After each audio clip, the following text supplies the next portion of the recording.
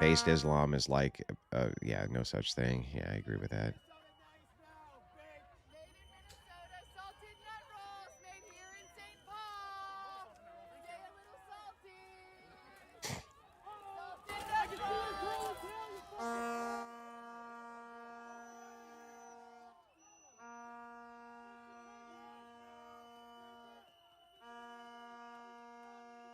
Well, that may not be Mr. E's fault on the 13 continents thing. I know we sent a bunch of those out, um, on the limited run. So, yeah, it is possible that just, nobody contacted Mr. E so that he doesn't know where he's supposed to send it or whatever. So I'm not gonna beat him up on that one. Not just yet. Yeah, but compare Jewish influence in the West with Muslims in the West. Um, Jews are relatively normal for the most part. Muslims ruin trust-based culture, pure rot. Yeah, I think that both are eroding factors on the social order in different ways. Like you say, relatively normal for the most part. It's like the average kind of Islamic dude walking down the street is just as normal as anybody else is. That's not the problem. The problem's collective influence. Like you don't run into a dude, an Islamic dude, just singularly and have any issues with him at all. You're like, how you doing this morning? And he's like, oh yeah, I'm good. How are you, sir? Fine. Tip your hat and on your way you go. It's the same thing with the average Jewish person. It's going to be the same exact kind of relational experience individually. The problem is with collective power blocks. You know what I mean? That's the issue.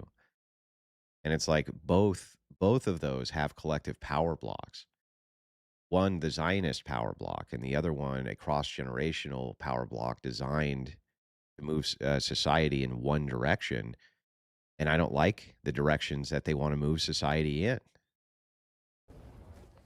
It's not about the individual being problematic because they're not problematic. There's nothing wrong with Jewish people. There's nothing wrong with Islamic people. Like individually, these are fine people. It's when you start to move into collective power and what people want for the social fabric of society. And people tend to defer to groupthink for that, and they refer to blocks for that. I want Christians to have the authority in the United States, and I want Christians to be able to rule from that ethical paradigm. So that's the issue. No, I don't think it's about who's more sneaky or subversive. Jewish people are really smart. They don't have collectively low IQs from 1400 years of inbreeding, okay? That's not sneaky. That's just they're able to apply power in a direct way, which is much more effective and efficient. These are people who they have long lines of lawyers and doctors and people who have esteem in their various communities. They have collective wealth and they know how to leverage power dynamics because that's part of how their group has survived for, 1,000 years. When it comes to Islam, that particular group, on the other hand, when they're leveraging power, they do it in a less effective way because, to be completely blunt, they're fucking stupid. They're a stupid people. Ultimately, this comes from a stupid people. That doesn't mean individually any of them are, the individual's stupid. But if you have enough stupid people as part of a collective, you're going to end up with stupid action, right? I see what you're saying, but would you rather live in a Jewish area or a Muslim area? Do you understand, like, dialectically, that wouldn't matter which I chose? Let's say I chose Muslim. How would that actually affect this opinion in any way? Or let's say I chose a Jewish area. How would that in any way affect the dialectic? Just based on preference of this or that, right? So I don't think that living in a Muslim area in the United States or a Jewish area is necessarily going to even be problematic. I don't even think it'll be problematic ultimately. What I'm talking about is collective power used politically for agendas. Again, you're back to the individualizing of the thing.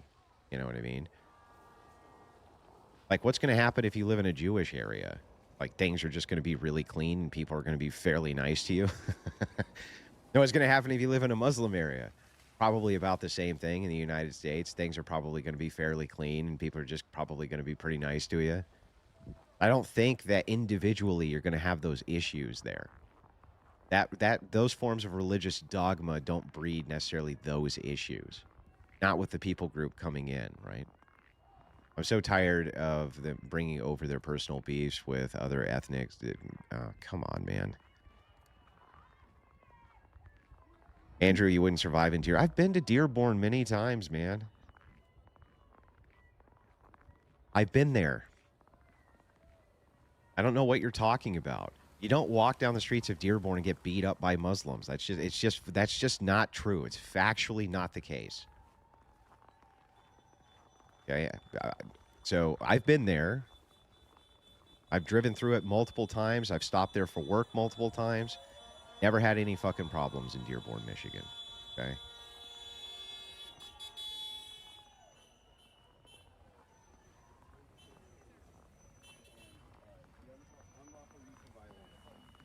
That's not what the issue is. The issue isn't whether or not they're being super violent or beating you in the street and shit like that. Okay. The issue there is what they're doing with a collective power block for individual group power, right? For this group to have power over this other group. That's the fucking problem. That's the issue. Not that they're individually doing bad things to people, because it's not the case. Objectively, it's not the case. Thank you for the entertainment, Andrew. Back to work. Shout out to electricians working in the cold downtown Chicago. Weather sucks. Sure does. I have to disagree with you, having lived in various ghettos, Christian and Islamic. There's a huge difference, but I agree on a macro social perspective. Look, I think that depends a lot on the people group. Okay, like don't you think that if you live in like a heavily Iranian, like that would be a good example, a heavily Iranian Muslim area, that's going to be very different than living in like a heavily Somalian Muslim area? You have to concede that that's true, right? Like you have to concede that is in fact the case. Like it's going to be a very different experience for you. And it's going to be the same thing if you're living in a heavily secular Jewish area or if you're living in a dogmatic Orthodox Jewish area. It's going to be a totally different experience. That's why you can't really individualize this that well. You're looking at power blocks instead.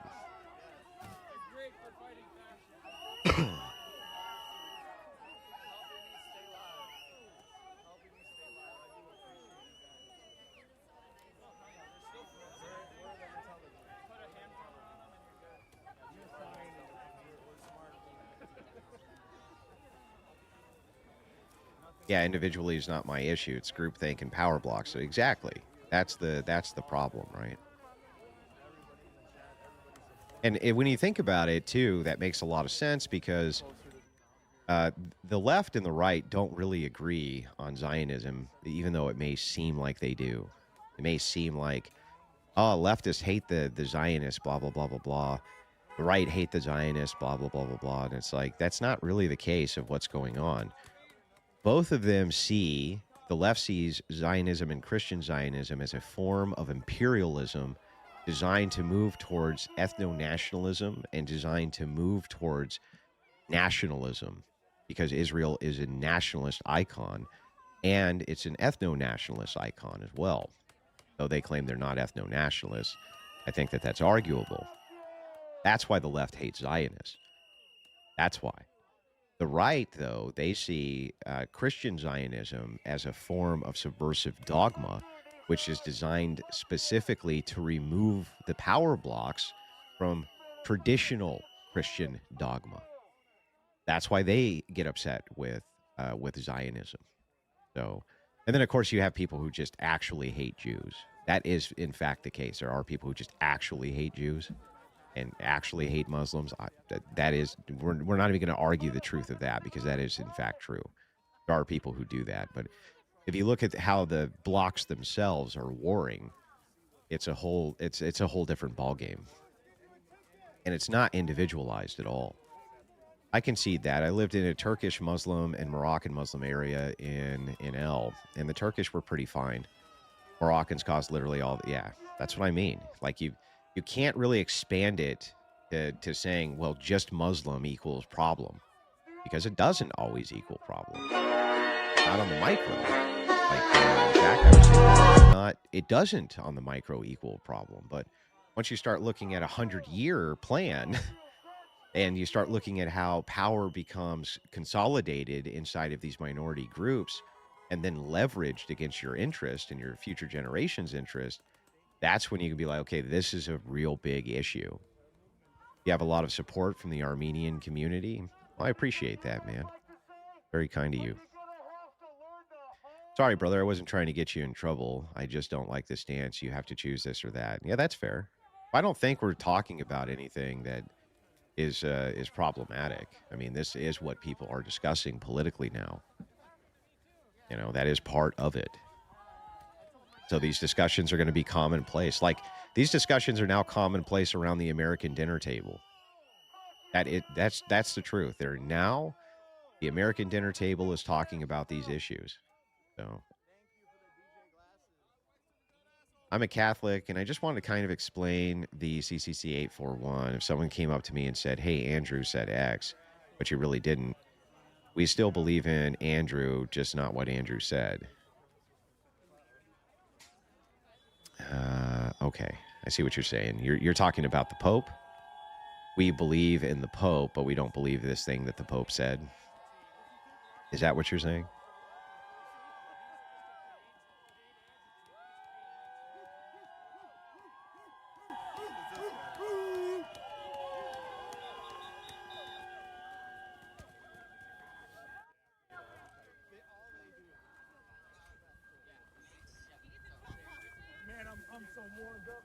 The Muslims in my neighborhood were all from Iraq and Afghanistan. They were mostly nice people.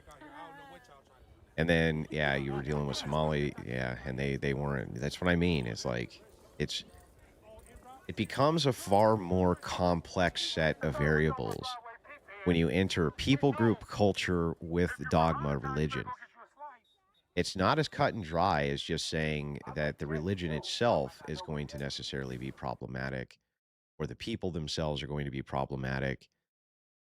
You know, it's much more complex than that. And because there's a lot of nuance there, people it actually hurts people's brain to think about, right? So they're just like, nah, you install a problem and, and that's it. You know, you install the problem. We hate you all. That's it. And it's like you can't think that way. Or you're going to miss the forest through the trees when it comes to how these power blocks really begin to interact with each other. Oh, Muslims and their belief in the Father. Listen, man, I'm just going to make the easiest argument possible for this. It's a very simple argument. I've never heard it refuted by anybody because I don't think logically you can. If you deny the divinity of Jesus Christ while professing faith in Jesus Christ, that is blasphemy of the Holy Spirit. It's the primary sign of demonosis is the blaspheming of the Holy Spirit, the one unforgivable sin, as they say. Though perhaps later pardonable, right? It is the worst of all of them. And that's what they're doing.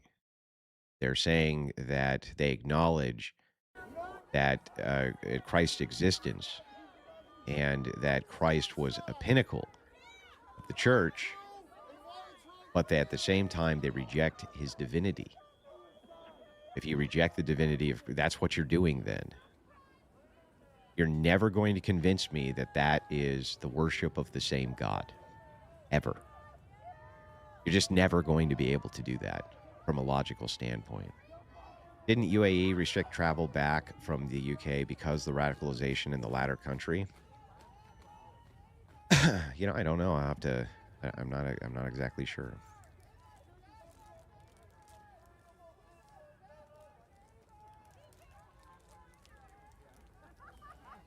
Word concept fallacy. Weren't original Christians Jews? Yes, they were ethnic Jews. That's correct. But do you understand that you can make a conflation because Judaism is a people? So what fits in the category of a people would be, in their case, they say the ethnicity and the religion. That's what molds that people as an ethnicity. So you can say, yes, original Christians were Jewish. That is correct. But you don't want to smuggle in there, and it's very dishonest to smuggle in there, that original Christians practiced Judaism, because they did not do that, or they wouldn't have been Christians. They would have been Jews, right? Well, then wouldn't that just be heresy? Like Arians still believe in God, but they're heretics? Well, there's degrees to heresy. There's degrees to it. You know, like there's forms of heresy which are not really as bad as other forms of heresy. Denying the divinity of Christ is, I think that transcends just regular heresy. I think that moves into blasphemy of the Holy Spirit and demonosis. Not just, oh, I was wrong, you know. That moves into something else entirely.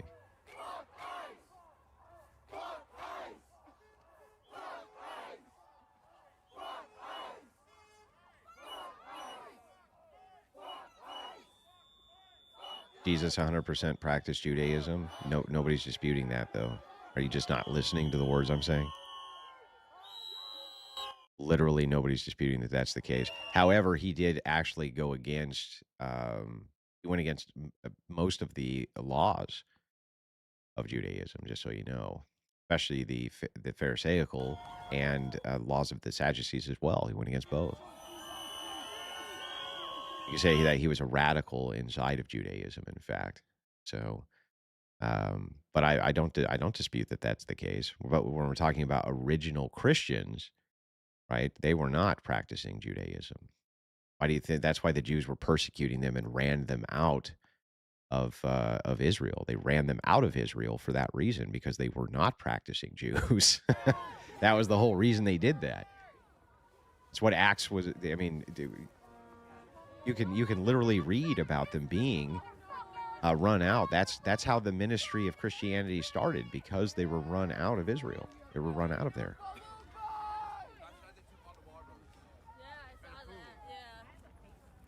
That's how they landed in, Ephesus and Corinth and, all these various places. At Ethiopia they went to, and just all over the world. Out of curiosity, what are your thoughts on the Anglican Church? It's like a state church. It's nonsense. If you practice a religion that tells you to unalive me because I don't believe the same thing, then you can get the fuck out of my country. Yeah, I understand. I get it.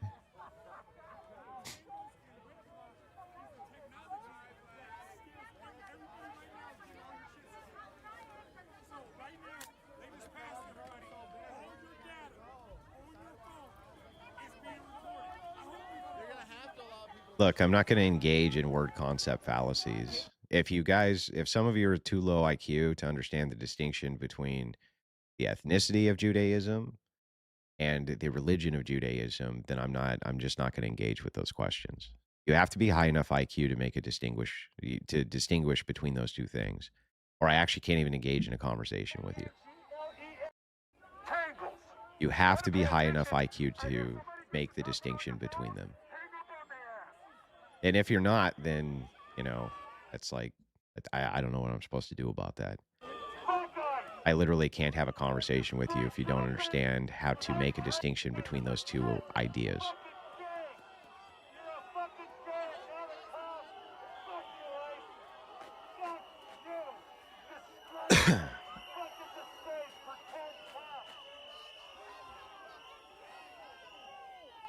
Andrew, any thoughts on the Jake Lang guy? Yeah, what happened to him was fucking horrific. It shouldn't have happened ever. And I hope he sues for $1 gazillion, and I hope that he wins.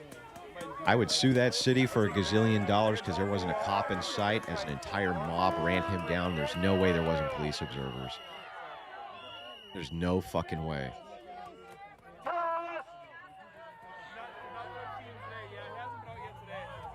at these guys. He is not yet done, man. Be safe, man.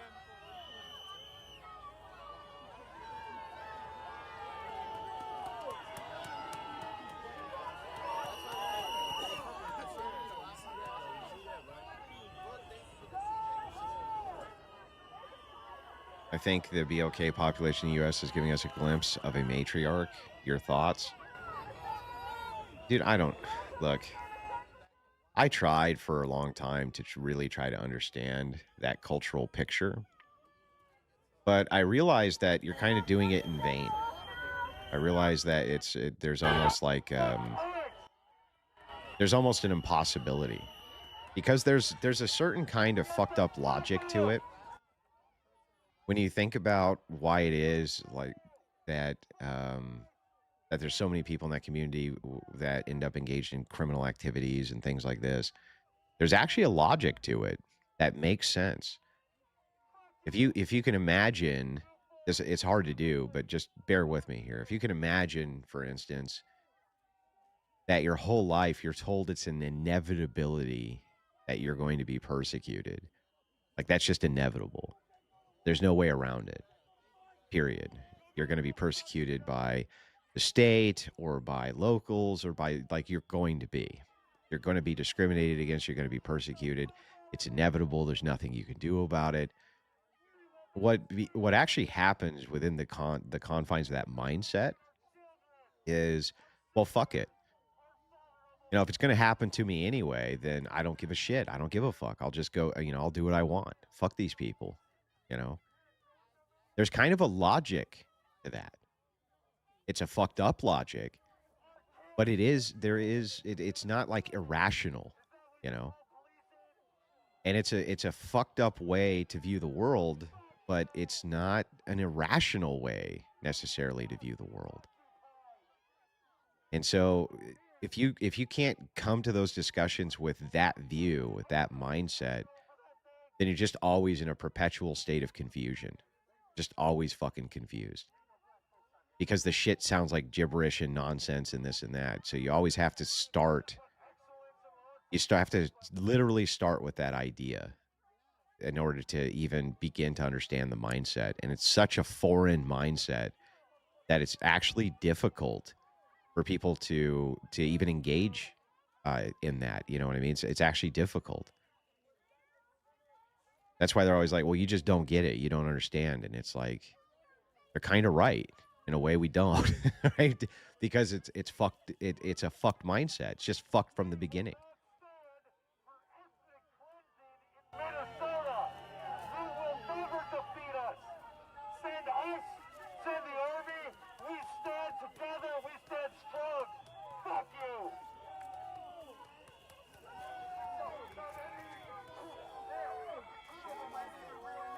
Get the fuck out of here. Fuck you.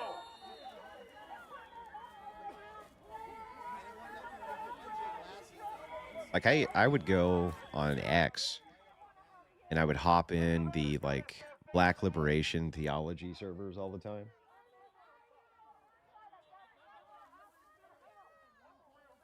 I'd hop in those all the time and just listen. And I'd listen for hours just to kind of try to figure it out. And that was always the theme. It was always the same exact theme. We're starting from the supposition that it's inevitable that you're going to get fucked over. So just go ahead. Just go for it. Just do whatever you want. Like, it doesn't matter. Just do whatever you want because you're going to get fucked over anyway. There you go. Good job, guys. Just saw a great bit by Ben Bonkus on the Ice Lady. First one I've seen on the logical side of things. You suck. Fuck you.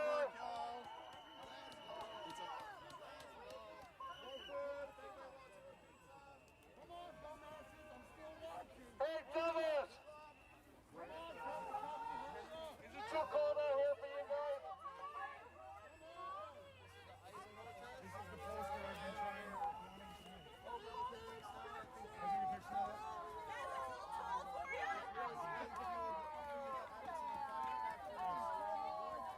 Yeah, exactly. So, yeah, if you have that mindset that the other shoe is just gonna drop, it's just a matter of time, it becomes really easy to take risk, to take, like, self-detrimental risk because who cares? Like, it's inevitable. You might as well, you might as well get caught breaking into a house and go to jail because you're gonna go to jail instead, for just trying to cross the street and mind your own business. Like, it's gonna happen to you either way, so just do what you want. So the idea becomes like risk aversion is no longer as much of a problem. They're not as risk averse when it comes to those types of activities because they just think it's an inevitability. And that is such a foreign, fucked up mindset to me that it's actually difficult to engage in debates from that view. It's literally difficult for me to do because what makes me so skilled in debate is really understanding the rationality and the reasoning behind why the other person, what their view is, right? How did you come to that view logically? And even if something's incoherent, you can at least understand the steps for how you get to that incoherent thing. In other words, there's always a logic to it no matter what. Even if it becomes incoherent or contradictory, you can at least see the steps to it. With that type of mentality though, it's actually difficult to even understand the steps that lead to that. Yeah, it's a fucked mindset, exactly. I saw a video of protesters storming a church during service today. Yeah, we just watched it. We just watched that go down.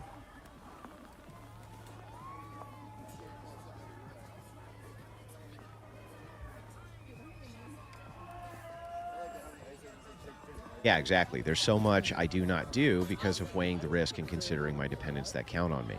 So this is a really good lead in, right? Same. I always have to assess risk versus reward.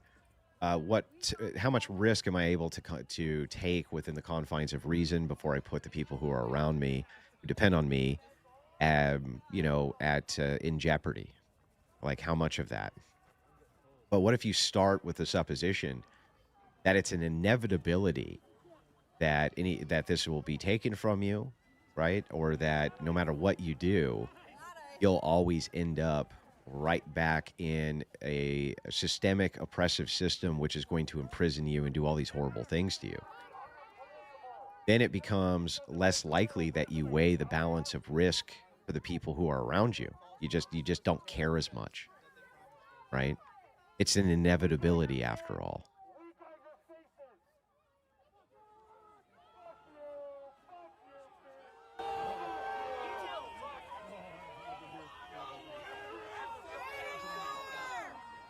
Yeah, that's a good way to look at it. It is a very nihilistic view in many ways. After 5 decades, I realized that people exist in two categories, all in human bodies, but souls of different natures and origin, all mixed up together, black, white, Christian, and others. Nothing of that matters. The adversary can appear in our own home. Look, that's a very monistic way to view the world. And I don't view the world that way, but I do understand kind of the principle of what you're saying, the spirit of what it is that you're saying. My dad called them the faceless, or the men without faces. He was just saying like he was saying that essentially there's men out there, they wear men's faces, but there's nothing there. There's like nothing behind that. That was the whole idea, you know.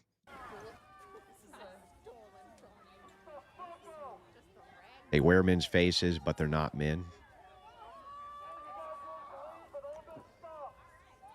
My old man's a really smart fucking guy, I must admit. The Bible does not acknowledge that there are other gods. That's not true. The Bible acknowledges that people make up other gods. In fact, it's specifically denied that there's other gods in Genesis. Specifically denied in Genesis that there is. Genesis does not say that God created other gods. It does not say that. And since he's all powerful, there can be no other God which is more powerful than him, or he could not be all powerful as part of his nature. So he has to be the creator God.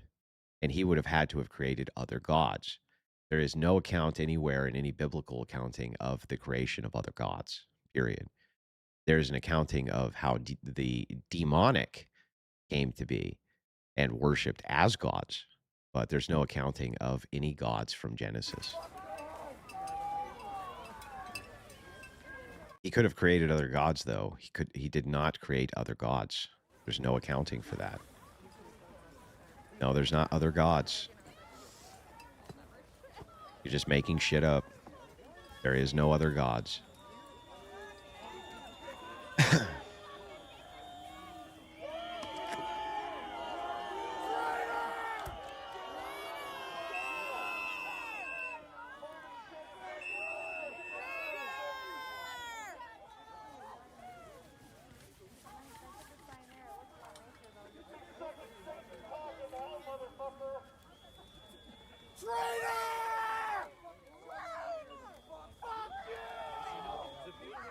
Are you late for your circle jerk?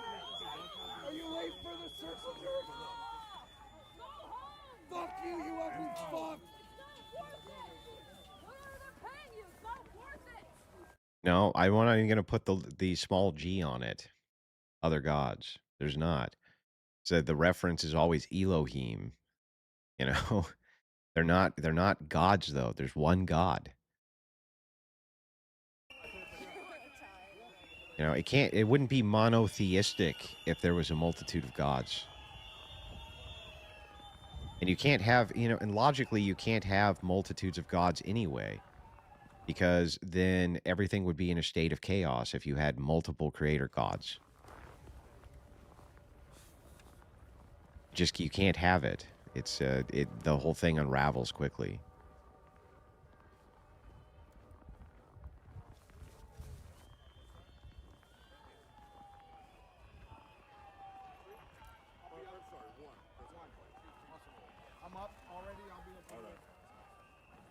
No, it doesn't always mean deity. You're right. Elohim doesn't always mean that. It's often a reference to the hierarchy that God works in. We don't know why God likes to work in a hierarchy, but he seems to like to work in a hierarchy where he's at the top. Okay, that's how that works. He's at the top of it. He's at the top of the food chain. That's why it's always so weird to me, too, is like, people are always terrified. They're always, scared of demons and this and that. But it's like, that's always been weird to me because, especially from a biblical accounting, demons were afraid of you.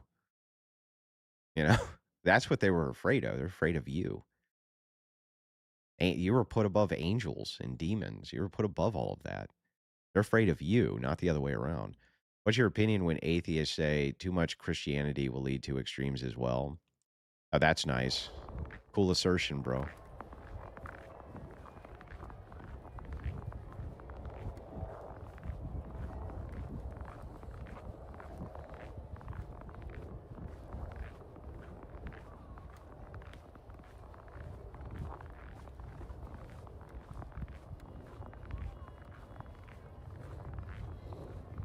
Traitor to what? They hate this country? Yeah, they do hate their fucking country.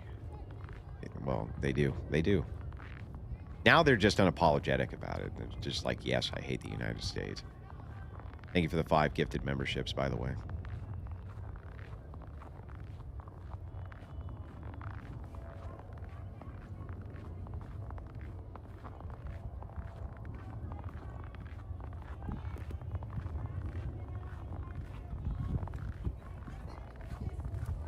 See what's going on in these other cams here.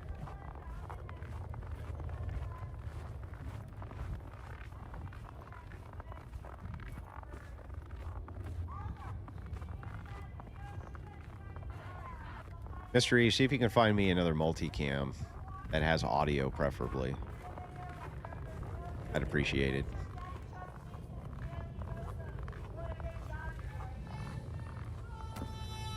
I don't want to hear the ice crunching. Thanks. Imagine I send a bunch of drunk kangaroos carrying a picture. His face. Okay. I don't know. Like, are you just drama baiting? Is that what you're doing? You're just trying to drama bait? Don't fucking try to drama bait with me against other creators, dude. Just stop it. It's fucking cringe as shit when people do that.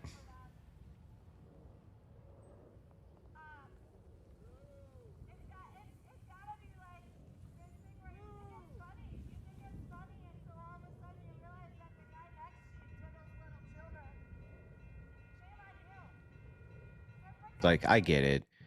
There's lots of people who don't like NF, and there's lots of gripers who don't like AW. I get it.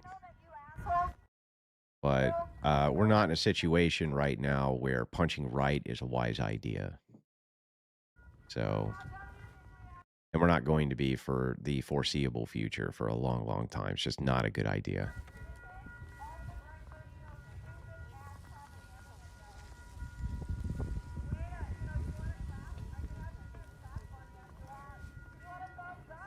Oh, is that right? Gee, mystery. I never would have thought of that. That's all I have to do? Huh. Oh, look, I did, and it's at max volume, and you can't hear anything. See? Here, I'll show you. See this? It's at max volume right now. Do you notice how there's no audio, mystery? Did you notice that? At least not for me, there isn't.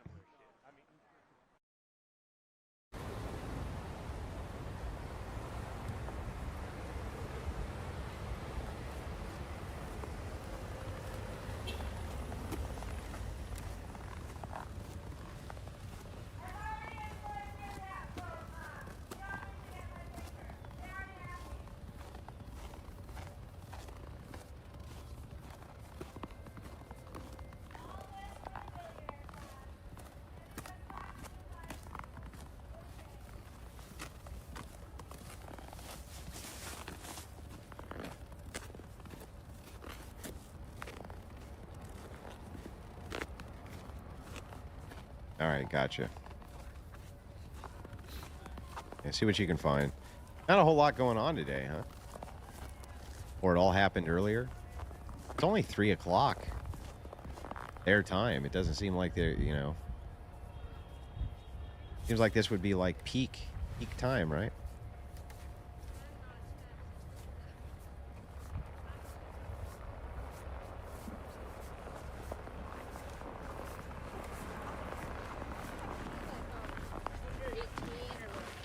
Yeah, or like make under.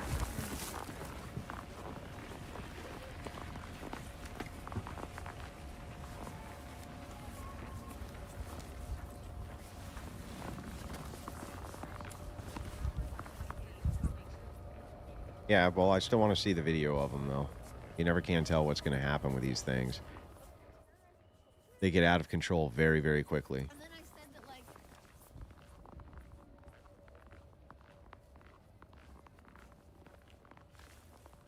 Yeah, I told you guys I would do a siege tonight. If you guys want me to do a siege tonight. Not an invasion. Those will start back up next week. Usually do one of those every Friday if we can. The sieges are necessary for our presence on TikTok. You have to remember, like just last night, I picked up, I think, 1,400 followers from that one siege.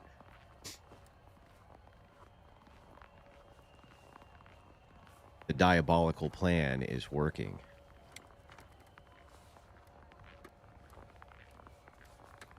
A foothold must be established. Period. End of story. A foothold must be established. Officer Tatum made a hit piece video about me based on a clip that went viral from whatever podcast. Many of the clips on whatever podcast which go viral are not actually even from Brian Atlas or the whatever team, but often from feminists who cut off key portions of the conversation so that you can't see the overarching context, Right. in order to, of course, besmirch yours truly. Now, the thing that's interesting about that is it's often right-wingers who don't do their due diligence and fall for the rage bait and make videos of their own. Well, that opens up a unique opportunity for me because I get to say, hey, look, stupid, you're wrong. And I'm willing to come on your show, right, under whatever conditions you want, whatever moderator you want, time debate, not time debate, open blood sports, not open blood, I don't care, right? Whatever format you want. And I will show you not only are you wrong, but you lied to your audience about this. They didn't take 5 seconds to do your due diligence. Well, Tatum did that. And I have the video. I got it before he deleted it. But he put out a video calling me an unmarried incel and all sorts of things. So he deleted it because of the pushback. Oh, yeah. His comments were just brutalizing him. They're like, Andrew Wilson's married. He's been married for years. He has children. What the hell are you talking about? Wow. That's shocking to me because of all the hate he's getting now for his Israel stance. He's not deleting those, but he deleted that, and I have it. So Wow. if you want it, I'll send it to you. But I mean, he launched it on his YouTube, and that's where I got it. He deleted it. He never said a word about it. He never said he was sorry. He never apologized. He never said, "Hey guys, I got some facts wrong here," and tried to besmirch this guy in front of millions of people. I mean, he's got a huge reach, and he was associated with TPUSA, even bigger reach. If a guy like that will put a video out on you without talking to you, what's he saying when you're not there? It ain't going to be good stuff. Good point. It ain't going to be good stuff. Nobody who puts out hit piece videos without even getting your side or even trying to or attempting to get the context right behind the scenes, they poison the well with everybody they come in contact with. Yeah. I'm sure there's a lot of hit pieces on you. Do you ever want to go the legal route, or you kind of just want to battle it out with words? I don't even think it's I don't even think it's necessary. The thing is like, if you're in a position that I am when you battle so many different types of ideologies and you do it very publicly, you're going to get slandered constantly. Right. I feel like that comes with the territory. I've got a pretty thick skin about it. No matter what they take out of context, take out of context. You know what I mean?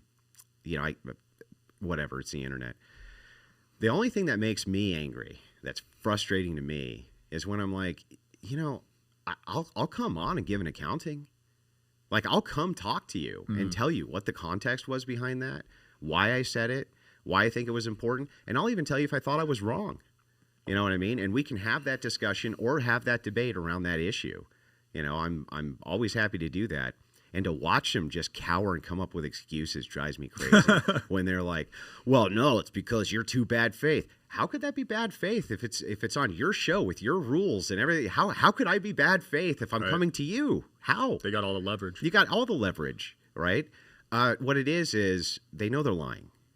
And I'm one of the few people who I have the social skills, the inner communication skills, the clout, and the debate skills to demonstrate it in front of their audience. And that's a terrifying proposition for people. Yeah, it's rare to have all those skills in one person, I've noticed.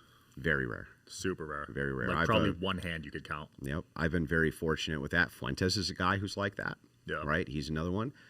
Carlson, he has many of those skills, but he doesn't have the kind of overarching debate skills or the foundation that you would need for that.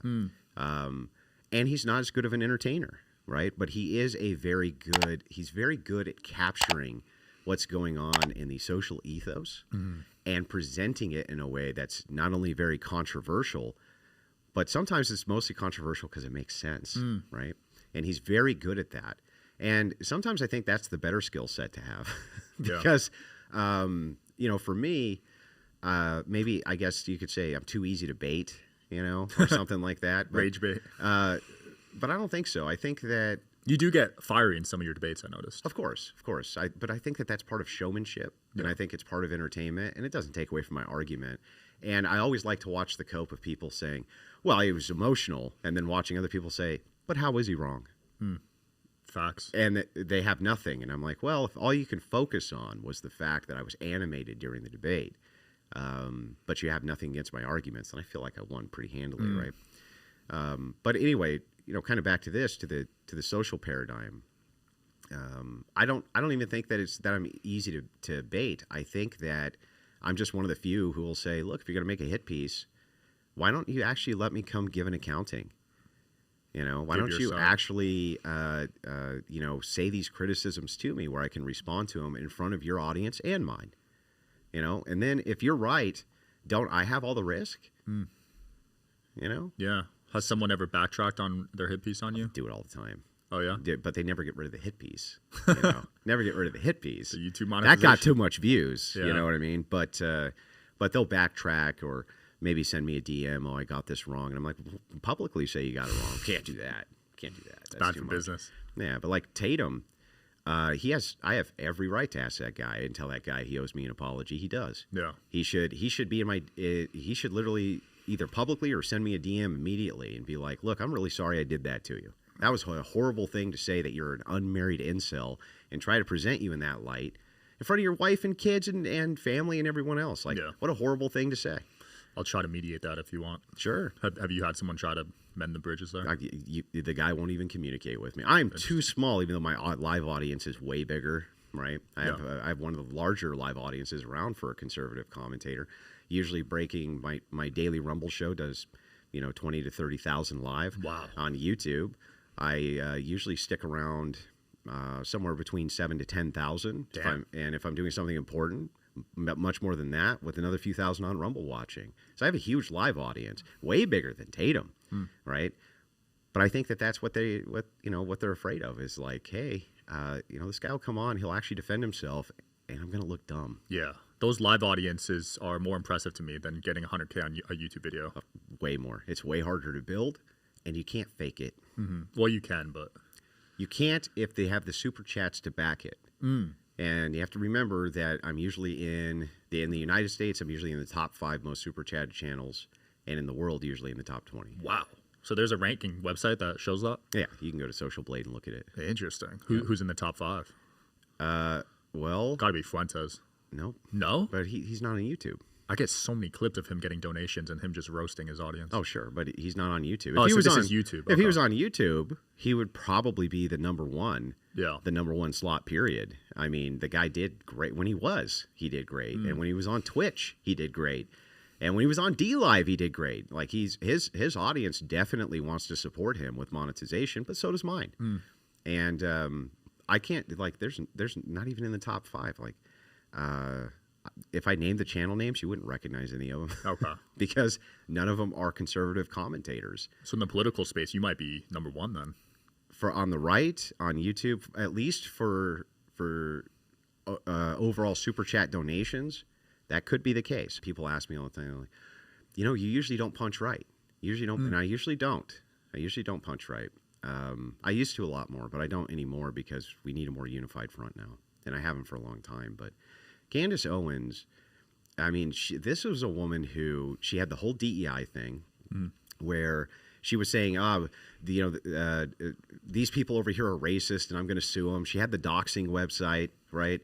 She's a recent conservative convert. That's one. But the second big one is what she did to Steven Crowder. When Steven Crowder, when that came out from Hillary, okay, Hillary Crowder completely manipulated the situation. There's thousands of hours of tape, and she released just a small segment of it at an opportune time to try to destroy this guy on her way out, to up her bargaining negotiation standing for money. That's it. And Candace capitalized on that and did everything possible to ruin that man's reputation by saying he was an abuser and all of these other horrible things. Yeah. Never apologized for it, ever. She's Wow. never apologized for doing that to that man. And he's a great guy. Like, I mean, he's not just personally a good guy who will help basically anybody for any reason. But she knew it was bullshit and did it anyway. That's fucked up. It's fucked up. Damn. Yeah, that cancellation, I feel like that one was pretty effective. It sure was. And you know what? That's why I say, man, it's when the shit hits the fan, who's got your back when that happens. That's how you know who to stick with going forward, especially in the podcast world, because there was almost everybody turned on Crowder, except for a few people, like Pearl Davis. She was pretty stalwart. Say what you want about Pearl. She didn't back away one iota from Hillary or the mob, and they were gunning for her, man. They had huge private chats to get rid of her, huge private chats to go after people. She exposed the entire Mean Girls clique, which included Lauren Southern and many of these other people. They're all interconnected.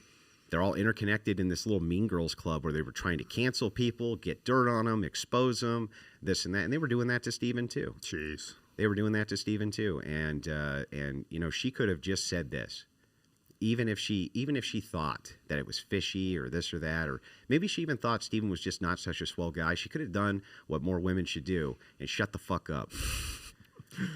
You kind of came on the scene after peak cancel culture, so has that ever happened to you where they try to cancel you? Constantly. Oh, that's still? why I don't keep. That's why I don't keep any of my content on YouTube. Okay. You have to go to the Crucible.video to get my my content list.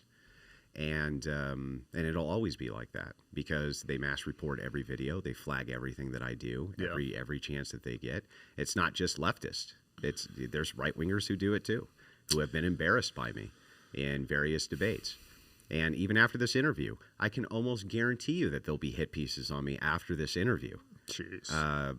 And over what? They're not going to be able to objectively say anything I'm saying is untrue. It's just Smoky Man bad.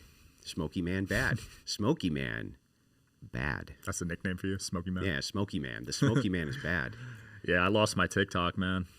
Oh, that sucks, dude. Yeah, that was a big loss. We were getting a lot of views there. We go on the TikTok. Have you ever seen a TikTok invasion? Is that the debate, the live debates? When I go into TikTok and you raid like them, Harry Sisson? Oh yeah, when I go in and tangle with those guys. Yeah. The most fun you can have anywhere on the internet is a TikTok. I can't believe invasion. they let you up still. They know your shindig by now, right? Yeah, well, I mean, go in under other names. Oh, you use an anonymous account and voice changers even if I need to. Damn. I'm not gonna let TikTokers. Here's what's happened. TikTok has become a militant non-Christian arm designed specifically to beat down followers of Christ. Almost every live is about this in some way, some capacity. Even the political ones are really heavily anti-Christian. Wow. Very left-wing orientated. And I was able to expose that best after Charlie Kirk had died. And we were able to sit in and listen to their conversations and engage with them. And just watching these people revel. They reveled in his death. Now, you know, maybe, okay, you're a leftist and I'm being the most charitable I can be. You know what I mean? I don't care. I didn't like the guy anyway. Okay, you know, I can maybe reconcile that in my head. But to revel in it, you know, like that takes it to the next level. Yeah. But why not revel in the death of a Nazi? Yeah, that's fucked up. So the kids were actually celebrating on these lives and you were entering these rooms. Oh, yeah, I can send you clip after clip and so can my audience. Wow. I mean, that is nuts. They would tell me right to my face, you know, because I'm Rico on TikTok. I'm a nobody. They tell me right to my face. You know, I mean, he absolutely deserved it. Good. You know, and I hope Erica burns in hell after him. Horrible people. Jeez. Horrible people. That's borderline demonic. And, you know, you can't say abortion on TikTok because that'll get your channel banned. But reveling in the death of a conservative commentator who was assassinated live in probably one of the most socially compelling and demoralizing events of our time, you can revel in that. No problem. Hey, but let's go after Nick because, you know, he said some edgy stuff on Tucker. Let's go after Tucker because he let it happen. Yeah. It's like, that's the world. This world over here, the TikTok world, the Instagram world, that's where all the propaganda is coming from. That's where these people are being indoctrinated all day long, 24 hours a day, 7 days a week. And we've been building in the background a network to stop that by engaging with these people nonstop over and over again, 24 hours a day. There's conservatives now from the Crucible debating on TikTok, trying to kind of push back the horde of not just misinformation about Christian nationalism and what they consider Christian authoritarianism and this type of thing, but also just to push back on basic humanity. And where are these guys doing this? They're not doing it anywhere. They're just going to snipe at each other on Twitter? What a waste of time. Yeah. What a waste of time. Have you noticed any significant algorithm changes since the new TikTok ownership took over? No. None at all? Nothing. Really? That's surprising. You'd think it would have gotten better. Just as bad. Really? Just as full of leftists, just as full of lunatics, witches, warlocks, sorcerers, crystal miners, you know, crazy satanic individuals. Some of them will have pentagrams on their head while they do their lives. Everything that they can do to demoralize Christianity and spread a propagating message against it, they're doing. And if you don't believe me, just go watch a TikTok invasion. Jeez. Just go watch it. I've had just hundreds and hundreds of DMs from all over the world of people going, I didn't know that this was happening. I had no idea that this was even occurring. And there's just hundreds and hundreds of these lives going on all day long. just completely to demoralize and destroy anybody who has any sort of grounding in Christian ethics. That's insane. Trump's administration has to be aware of this, right? I'd imagine someone on their team. Well, the thing is, again, this became when it becomes political, it becomes complex. There's multiple arms now in the political infighting, and the right, the dissident right, and the social left have something in common. The Anarcho-Kasparians and the Sankey Gers have something in common with the Nick Fuenteses, which is that they're very much anti-Zionist. Yep. And so for some of the dissident right, that is the message and the only message that matters is Zionism and Jewish influence in the United States. And if the left is on board with that, they'll accept it and allow these other kind of social issues to go by the wayside until that one's dealt with, because they think that kind of out of everything, that's the one that trounces everything. So in a way, there's an unholy alliance on that front. But on the flip side to that, we also have the mass conservative infighting from the Zionist Christians, which almost seem to make their point. Like, these guys can't say anything without an entire swath of former MSM affiliated or TPUSA affiliated or big money, big business, big conglomerate affiliated conservatives going after them. They can't say a word. Now, is there some bad optics in I Heart Hitler? Yeah. Okay. Yeah, there's some bad optics there. Okay. And does it open you up for some serious criticism? Yeah, I think it does. You're going to lose some Right. sponsors. But all it does ultimately is it's still distracting from the other points that do bring people in, which is, and I'll go through them. Mass migration, number one point, right? Mass immigration, mass migration is the most unpopular policy in the world. In the world. Nobody likes it except leftists. For some stupid reason, they're going to die on that hill. Everyone hates it. Abortion, right? And these are just social issues. LGBTQ, trans, right?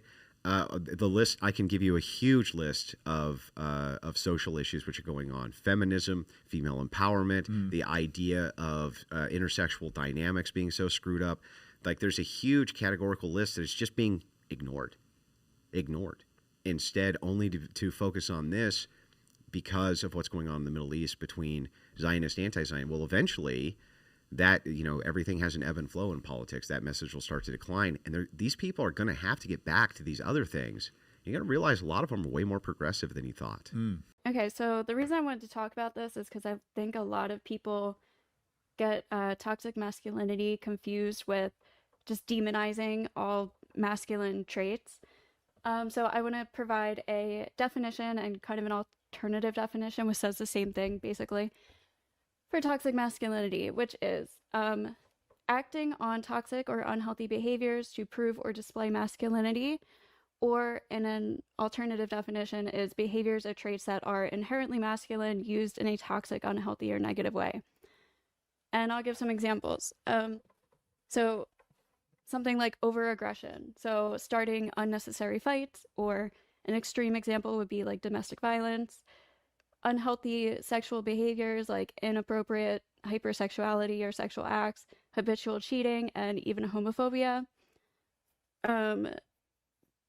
Possessiveness over their partners, so extreme jealousy, tracking their partner's location, not allowing their partner to see friends without him attending, and a lack of emotional intelligence is another example. So if like a guy is worried about being seen as feminine, so he's kind of lacking in the emotional intelligence department, that's like another example. And then even some excessive or obsessive behaviors like an obsession with money or sex to an unhealthy degree could be an example of toxic masculinity. But remember, so in order for these behaviors to be in the toxic masculinity category, they need to be done by a man specifically because he believes that this behavior is connected to his manhood in some way. So like a man who cheats on his girlfriend, maybe because he was young and in love with some girl and didn't know what to do, isn't necessarily toxic masculinity.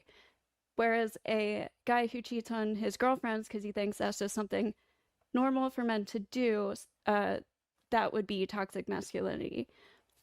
Or like, sorry, okay. I hate reading. I hate the intros, okay. It's okay. Gonna take a breath, okay.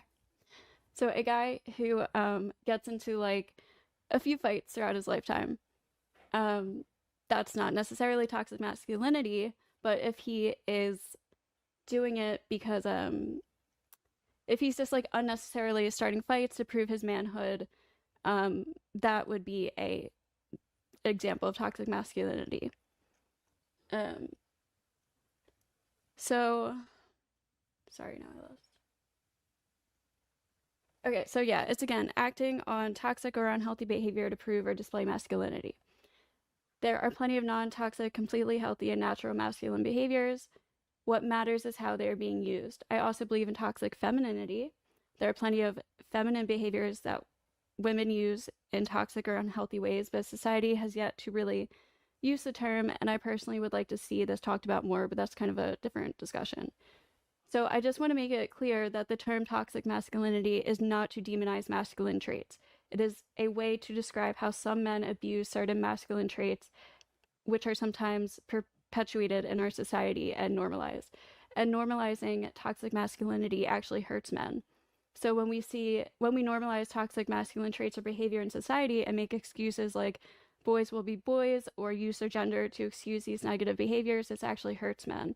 Rather, we should be teaching boys how to channel their masculine traits into healthy, positive, appropriate, and useful ways.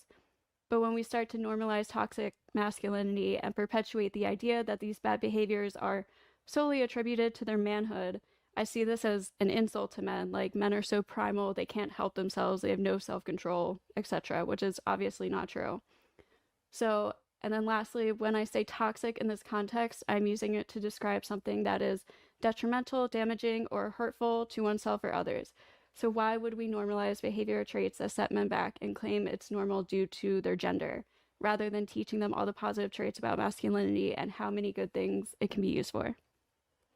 Okay. Perfect. Thank you, Ghosty. Ryan, the floor is yours. Yeah, I think that was fantastically well said. I agree with pretty much everything there. Also, it's good to see everybody. Stop saying Ryan. What? Nothing. I was saying it's good to see you, Ryan. I got your tooth, by the way. Oh, stop Thanks, it. buddy. It's nobody's statement. Good evening. We often find profound truths in unexpected places. Consider Shrek, the grumpy, isolated ogre living in his swamp. On the surface, it's a fairy tale parody, but look closer, and we see a narrative that resonates deeply with the struggles many men face concerning isolation, self-perception, and the fundamental need for connection. Shrek begins his story deliberately alone, believing, as he says, people judge me before they even know me. That's why I'm better off alone. He builds walls, embraces solitude, a defense mechanism against anticipated rejection. This mirrors a pattern recognized in research. Societal pressures often push men towards a strong and silent ideal, leading them to suppress vulnerability, avoid seeking help, and sometimes preferring isolation over the risk of judgment. This isn't just a fairy tale trope. It reflects a documented rise in male loneliness, sometimes called a silent epidemic, linked to poor mental health outcomes and also suicidal ideations. Shrek, like many men, has layers. He's like an onion, complex beneath his gruff exterior, hiding pain and a longing to be truly seen.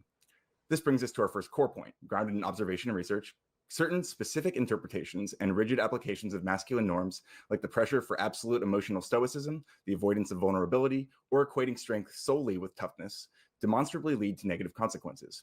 These consequences include harm to oneself, manifesting as isolation, anxiety, depression, and reluctance to seek help. They include harm to others through strained relationships, difficulty connecting, or even aggression born from unprocessed pain. And they hinder the well-being of our communities. Shrek's initial misery, his pushing away of Donkey's persistent friendship, his very belief that he must be alone, these illustrate the harmful outcomes of these specific rigid patterns. Now here's our crucial point of common ground, our second premise. None of us desire these negative outcomes. Whether we prioritize secular values or Christian values, we can still unite around essential values like well-being, empathy, love, stewardship, and respect for human dignity. And building on that shared foundation, we can also find ourselves sharing a fundamental rejection of unnecessary harm, isolation, disrespect, and the lack of self-control that fuels destructive behavior.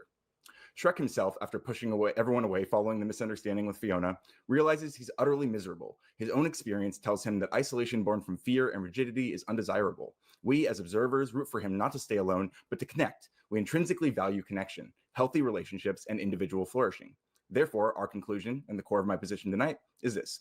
When we use the term toxic masculinity, we're not condemning masculinity itself, nor are we attacking men. Instead, we're using a specific term to identify those particular harmful distortions and rigid applications of masculine norms that produce the negative consequences we all agree are undesirable. It's a diagnostic label for patterns, like Shrek's initial fear-driven isolation and emotional suppression, patterns that demonstrably cause harm. Addressing these specific distortions, differentiating healthy assertiveness from harmful domination, distinguishing emotional resilience from crippling emotional suppression, separating responsible protection from possessive control, is not about weakening men. It's about fostering healthier individuals capable of genuine connection, like Shrek eventually finds with Donkey and Fiona. It's about building stronger families and communities, goals aligned across diverse ethical frameworks. Shrek's journey wasn't about becoming less of an ogre. It was about shedding the toxic patterns born of fear and societal judgment to embrace authentic connection and self-acceptance, ultimately finding happiness not in solitude, but in community. Our goal tonight should be similar: to identify these harmful patterns constructively, drawing on shared values so we can explore pathways towards healthier expressions of masculinity that benefit everyone. I don't really have a super long opening statement. I wrote a couple of things last minute because I was working all day, but I will read it out loud, and then I'll yield the rest of my time over to Andrew. So today I stand against the idea of toxic masculinity, not because I deny the existence of harmful behaviors in our society, but because I believe that the term itself is misleading, divisive, and counterproductive. The term toxic masculinity unfairly paints masculinity as inherently dangerous, when in reality, traits like strength, leadership, and stoicism can be powerful forces for good, rather than targeting specific harmful behaviors like violence or emotional repression. The term broadly attaches blame, stigmatizes boys and men who are simply trying to understand who they are in this confusing world. Let's be clear. Let's be clear.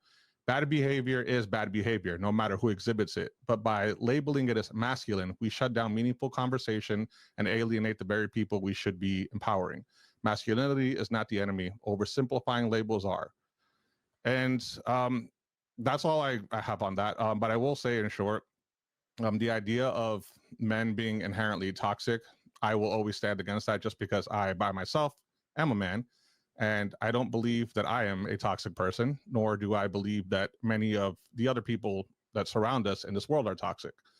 I simply think we are who we are. We exist in this broad spectrum that a lot of people don't seem to understand, nor take the time to really properly understand us. And I'm hoping that tonight we are able to have a pretty good conversation here and see what this is all really about. So with that, I yield the rest of my time to Andrew. Thank you, Neo. Andrew, the floor is yours. Thank you. Toxic masculinity is an 80s term from a bunch of crazy-ass spiritualists who worked it into the public consciousness. Later, the term was proliferated by a bunch of feminists and psychologists, but ultimately, for the sake of time, let me reduce its meaning. Toxic masculinity just means behavior in men which lacks some perception of appropriate or reasonable by fucking women. That's it.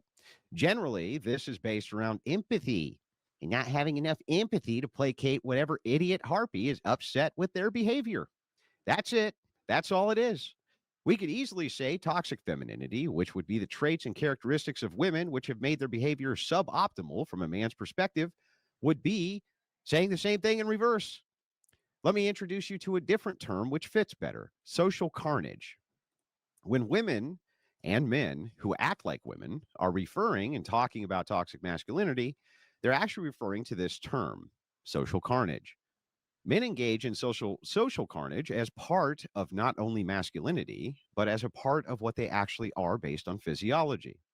Examples of, quote, toxic masculinity, which is actually social carnage, would be things like the open palm slap to a woman's rear they were in a relationship with, causing her some kind of physical pain for the man's own personal amusement. Getting your first BB gun and shooting indiscriminately every bird you can find because it's really fucking fun. Creating a diabolical trap for an evil raccoon or squirrel that has been feeding on your birdseed dispenser, where said diabolical trap has a maze of corridors filled with additional ways for the critter to die horribly, which they must evade, only to, in the end, find out it was never going to escape, but you had a conibear trap laid there too, and it was always going to slam shut, crushing the little bastard's skull. Then you jump out and you do the ha ha ha you little fucker dance, which goes like this: ha ha ha you little fucker, I fucking killed you, ha ha ha ha ha. Now, while some woman somewhere is looking on disapprovingly, social carnage includes hazing, moderate bullying, Shit talking, being reasonably mean, being somewhat churlish. Okay? Includes all those things. Disagreeable, laughing occasionally at the misfortunes of horrible people, and sometimes laughing at the misfortunes of your own friends, causing people a bit of distress for your own personal amusement. While driving down the road, swerving slightly for the raccoon, which everybody knows is 10 points, while your wife calls you a monster and you laugh at her. That, my friends, is social carnage. And we fucking need it real bad. Understand, men are a necessary component in society, specifically because they can handle violence without becoming emotionally invested. They can even look at killing as just a job and turn it on and off. Sometimes it will. This behavior assists men in finding the limits of what is socially acceptable among other men, so we understand how to properly execute our roles as protectors, providers, resource gatherers, and processors. I'll never forget my first time in a kill plant listening to pigs screaming at the top of their lungs while being summarily dispatched by a guy who was talking about how he can't wait to take his son out for a football game this weekend. The casual way he went about slaughtering the food, which would later fill society's belly, while at the same time only thinking about the future of his family, should put this in perspective for you. Men are uniquely equipped for that role, and women aren't. They don't understand the complexity of how men perceive empathy and the social duties we have, instead finding our ability to turn off our empathy, including towards them for the betterment of society and others, as being, quote, toxic. It isn't toxic. It is necessary social carnage, of which women and children are the primary beneficiaries. And women should honestly just shut their fucking mouths about it, because they clearly don't understand it, and that's fine. You don't need to understand it. You just need to get out of the way. Behaviors or traits which are masculine used in an unhealthy way. Okay, you can just say that that's definitionally true about any term that you come up with and call it whatever you want. It's a proprietary, you're making up a proprietary term. So here, I'll say toxic masculinity is anybody named Ghosty. Therefore, you are now toxically masculine for my proprietary definition. It's a stupid argument. You say homophobia. Homophobia is toxic masculinity. According to who? According to who? You? What makes you the fucking authority on what is toxic masculinity? Nobody. That's who. And by the way, homophobia is often fucking based and is part of in-group preference. It is part of the things which are necessary for the good conditioning of a social society. They bring on lack of emotional intelligence. Doesn't mean fucking anything. Emotional intelligence is stupid and it means nothing. What do? Do we get together with a bunch of women and ask them if they feel heard? Is that what emotional intelligence is? Do we come up with a little testy test where we have how do you measure that? How do I measure empathy? What is the unit of measurement that I would use for this? They're just trying to make the term toxic masculinity definitionally true. Progressives do this all the time. I'm going to completely dismantle it. Also, Ryan, Shrek didn't do anything wrong. A bunch of feminized fairy tale creatures tried to steal his shit, and he still went on to fulfill his great duty. What was wrong with Shrek wanting to be alone? And also, you failed to point out that his broad lied to him about being cursed so that Shrek would have to marry a monster, Ryan. You didn't point that out, Ryan. That was a very important plot point, which you omitted, which proved that there was no such thing as toxic masculinity in Shrek. It was a diabolical plot by a bunch of feminized fairy tale creatures, along with a heartless woman who was willing to lie to get her way in a marriage that she desired for her own personal benefit. With that, I'll yield the rest of my time. Thank you so much kindly. And don't forget, I believe everybody here is dual streaming. If you can like, subscribe, and share on any of their ends, I believe the mods will be dropping their channels in the chat throughout the evening. We will go into the debate. We will read and respond to super chats after closing statements, and then we will go into open panel dumpster fire.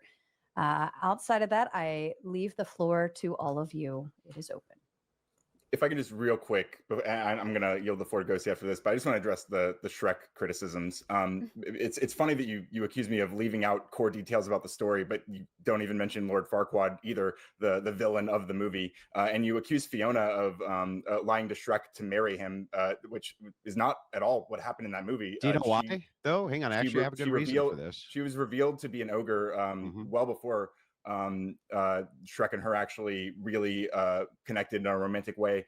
No, And in fact, okay, hang on, Ryan. was going off to marry Let me address Farquaad these still real after quick. that point. So, Yeah, and let she me didn't address even this want to real go marry Farquaad, so she actually wasn't using her Mhm. lies about being an ogre to get married. She actually didn't want to go marry Farquaad for most of the movie.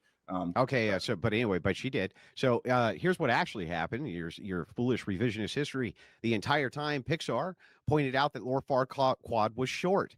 They were It's a making DreamWorks fun. movie, by the They way. were well, whatever. They were making fun of Farquaad the entire time for being a tiny man, right, with great ambitions. They were clowning on him the entire time. Very What did they do toxic, to yeah. criticize Fiona for the fact that she basically was trying to hide the fact that she was an ogre to advance her own political agenda? Nothing. In fact, they made her out to be some sort of hero, justified all of her actions while making, of course, the hero of the story, in this case, Lord Farquaad, who wanted to get rid of a bunch of nutcases and lunatics and people who could cast witchcraft spells in his kingdom out. They made him out to be a villain, called him short, did horrible things, right?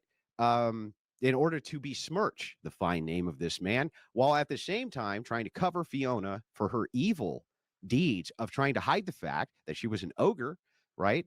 And was only using this guy to get married to him to break her own curse. You didn't even point that out once, Ryan. Not once.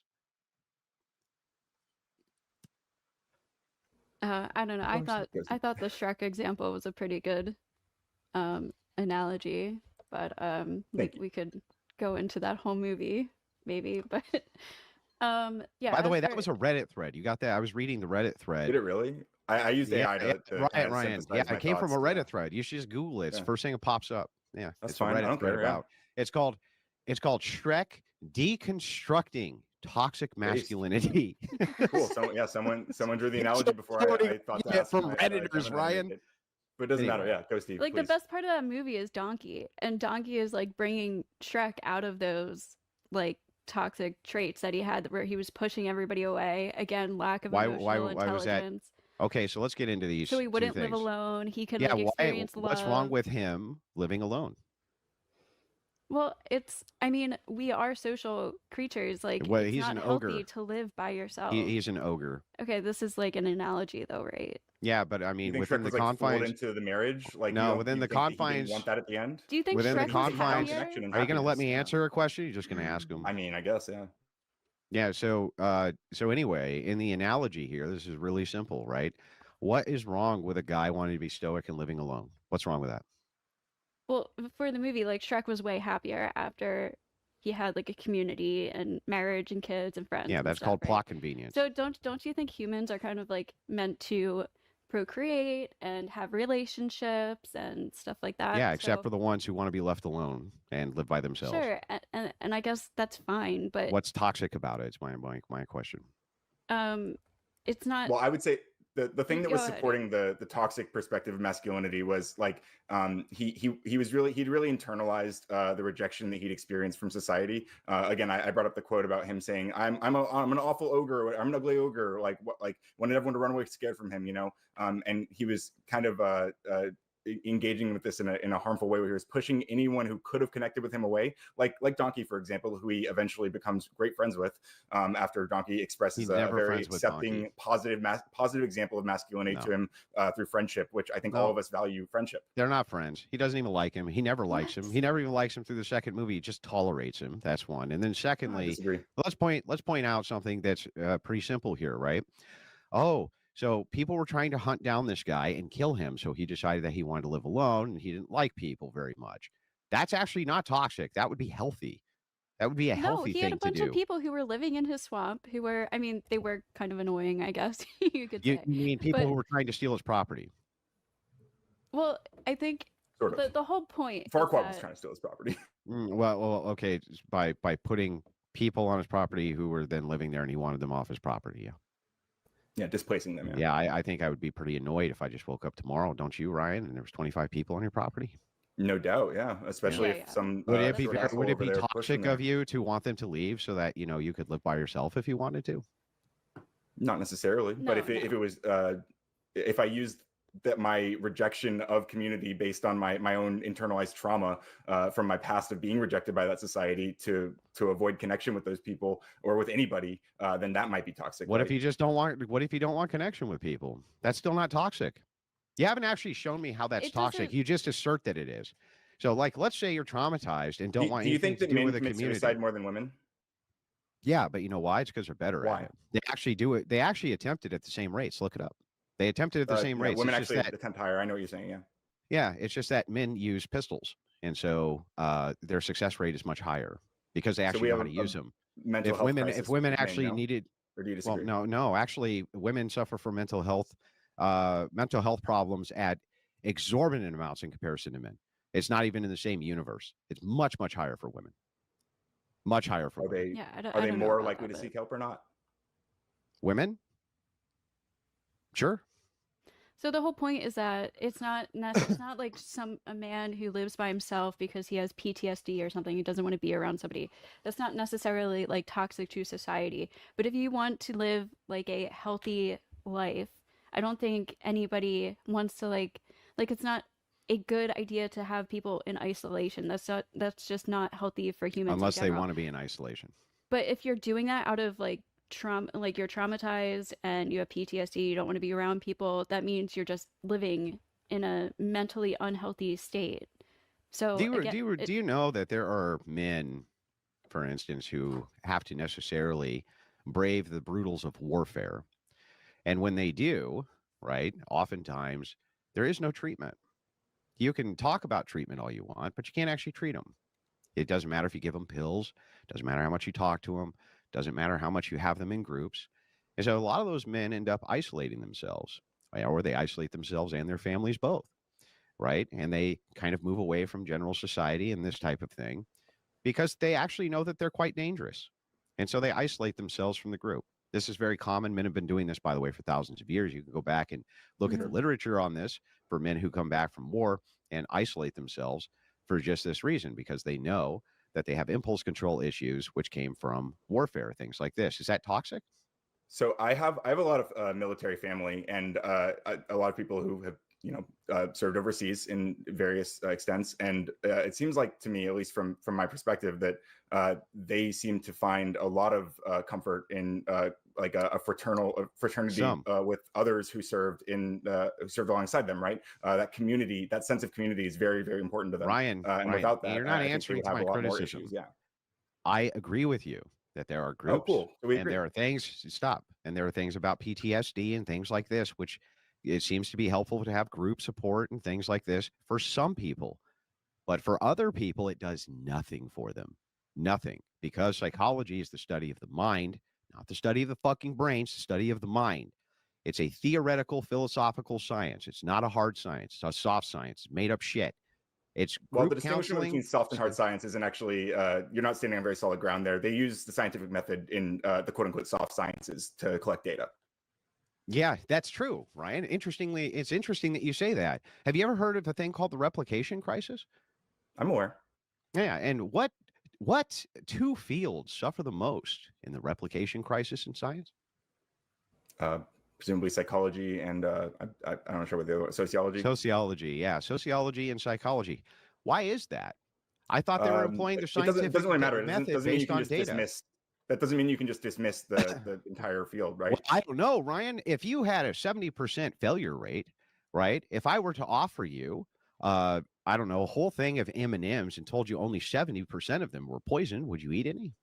Yeah, but that's not what we're doing. We're looking at we're looking at specific, like if we look at specific studies, we're looking at data that was collected, seeing the process of how that data was collected and analyzing that specifically. We're Yeah, not, the problem is that necessarily when they making try to predictions, replicate that data, explicitly based on Ryan, that. when they try to replicate it, they can't replicate it. Even with the same control groups and the same scientists, they can't replicate it. That's what the replication crisis is. And they've tried to go through with meta-analysis to try to solve this. They haven't solved it, and it's not even really getting better, Ryan, because it's not a real science. Sociology and psychology, not real sciences. Yes, it's true that you can use forms of the scientific method to collect data for fucking anything on planet Earth, by the way, which would include this field. That doesn't mean that you're employing the scientific process, and here's why. What's the first step in the scientific method, Ryan? You tell me. What's the first step? Oh, I don't know. I don't know any science. Well, okay. What's the scientific method? Can you tell me that? Can you just tell me the scientific method? We're not here to talk about the scientific method, are we? Can you tell me the scientific method or not, Ryan? No, I'm not going to entertain it. No, you can't tell me the scientific. So you're going to tell me about No, I science? can't, You can't even say, okay, well, the first step is observation. Do you agree with that? Sure. So are we going to walk through the scientific method, or are we going to talk about the fact that initially you just said that the thing that we were identifying was true? It's just redefined. You just redefined it as social carnage. So you accepted from the get-go. No. I think that you redefined the thing that people were you identifying redefined social as toxic carnage. masculinity. You agreed right out the gate. That it exists. Which people? Which people? Well, I have a point to make. Wait, hang on, Ryan. Which people? No, I yield my time. No, Ryan, answer my question. Which people? I don't have to do that. I think you're just making. I think you're just making a fallacious argument. Andrew, please calm down, Andrew. I think you're just making an argument ad populum. Okay, so I kind of want to like tie this back to where. Yeah, go ahead, Ghosty. So, the point is, you're saying that these men, and I want to move on from this after this, it's kind of like a rabbit hole. But these men who are living in isolation because they have PTSD or whatever, that them living in isolation isn't necessarily toxic, but you would admit that they are living in isolation due to like an unhealthy mind. Like they have PTSD, they have trauma, right? That's why they're living. We don't know what a healthy mind. We don't know what a healthy mind looks like. You just admitted that they said they could be a danger to society. So all we can do, all we can do is therefore they are not in a. They're automatically not healthy. Listen. So, I'll answer your questions, but if you ask me one and I start to answer it, and then you override it, I can't answer it. So I'm just letting you know. So you asked me a question. Talking. Okay. So you're not answering. Okay. If you're not asking a question, she was finishing the part of the question, but go ahead. So I'll just answer your question, right? What happens is when sometimes people ask a question and put their own qualifiers on it and engage in their own form of fallacy called question begging, where what they do is they essentially in question begging, you're putting the conclusion of the argument in the premise itself, which is, I mean, it's absurd. So backing up, let's just look at this. What I'm saying to you is very simple. That you don't know what a healthy mind looks like because to you, minds don't even exist. A mind doesn't even exist. It's just a brain. That's all you consider a mind to be. If that is the case, you don't even know what a healthy brain looks like. We don't know what healthy chemical compounds in a brain do or don't look like.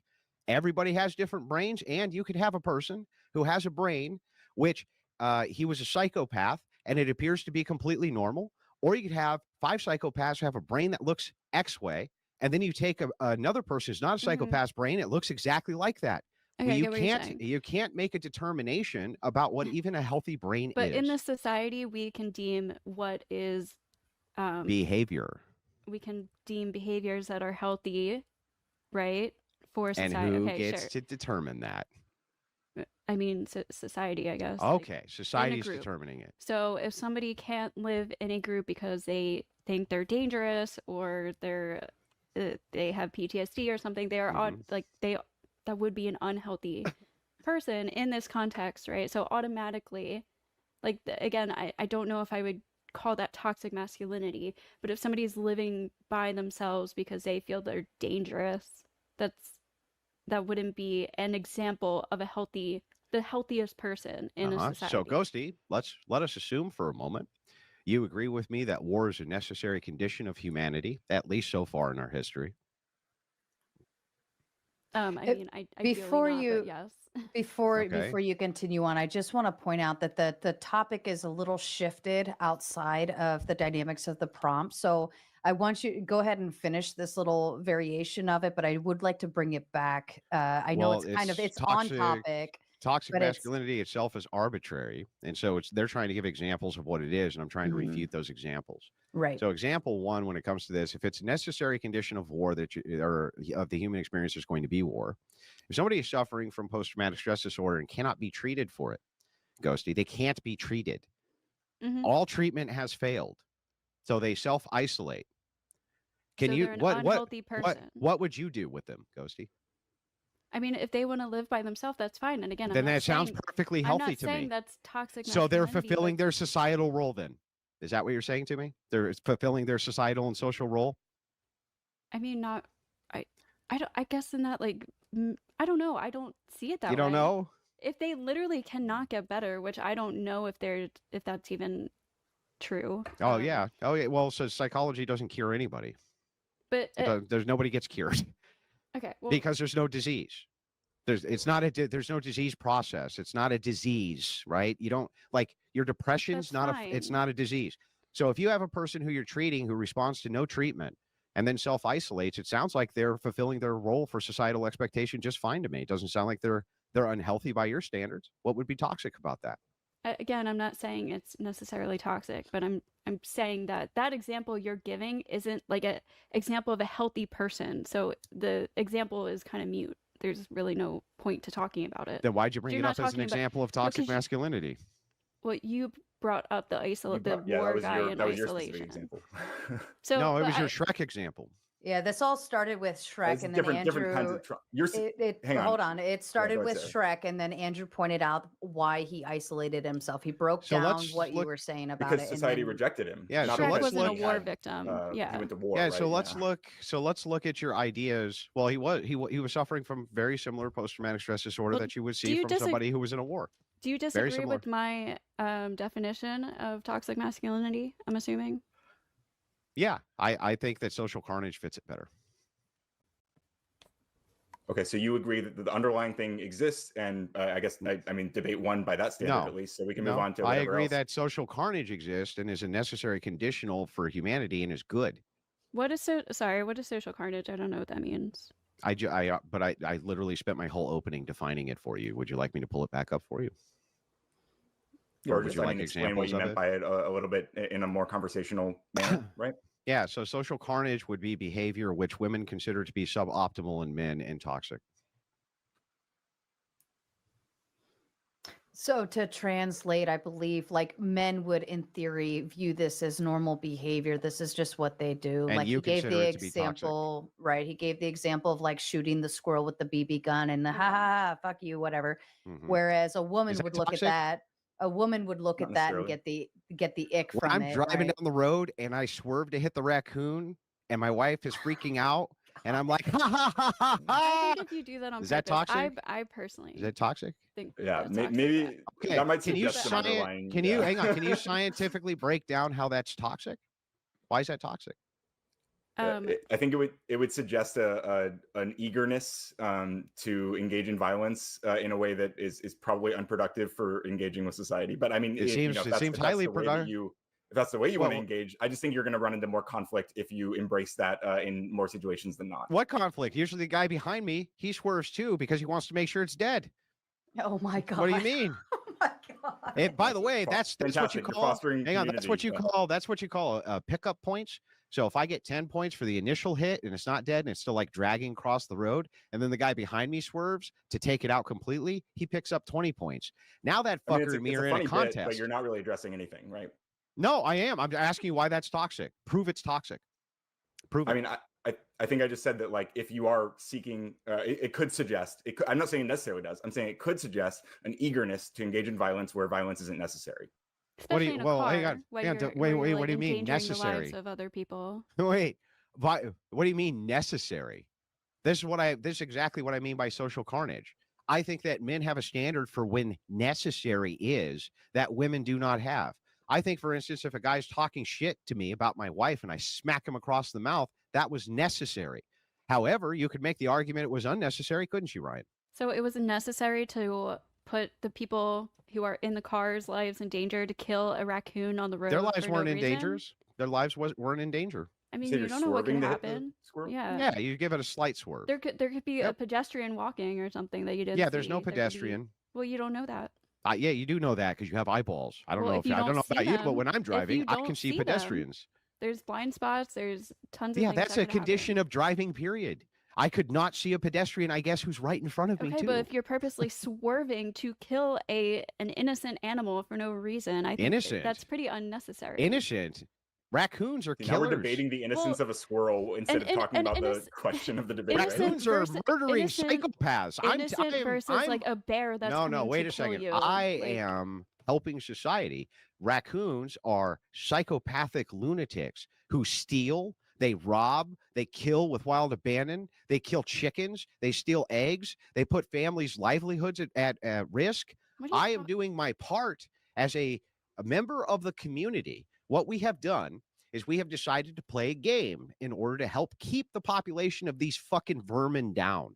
And so when you see one, you smack them, you take them out, right? And it helps thin them out. And so what we did was we took this trait that you would consider to be violent or I live in the psychopathic. city. Hang on, I hang on. walk up to Or raccoons hang on, like on a listen, daily listen. basis. You don't walk up to they're raccoons fine. in this city. But anyway, Are you kidding? They're yeah, literally take a in the video next street time. everywhere. Yeah, you go pet a raccoon, take a video next I time. don't But anyway, pet them. yeah, I'm not anyway, against so hunting or anything. so let me I don't- finish my point. My point is that so what here's what happens because these things are such a plague, right?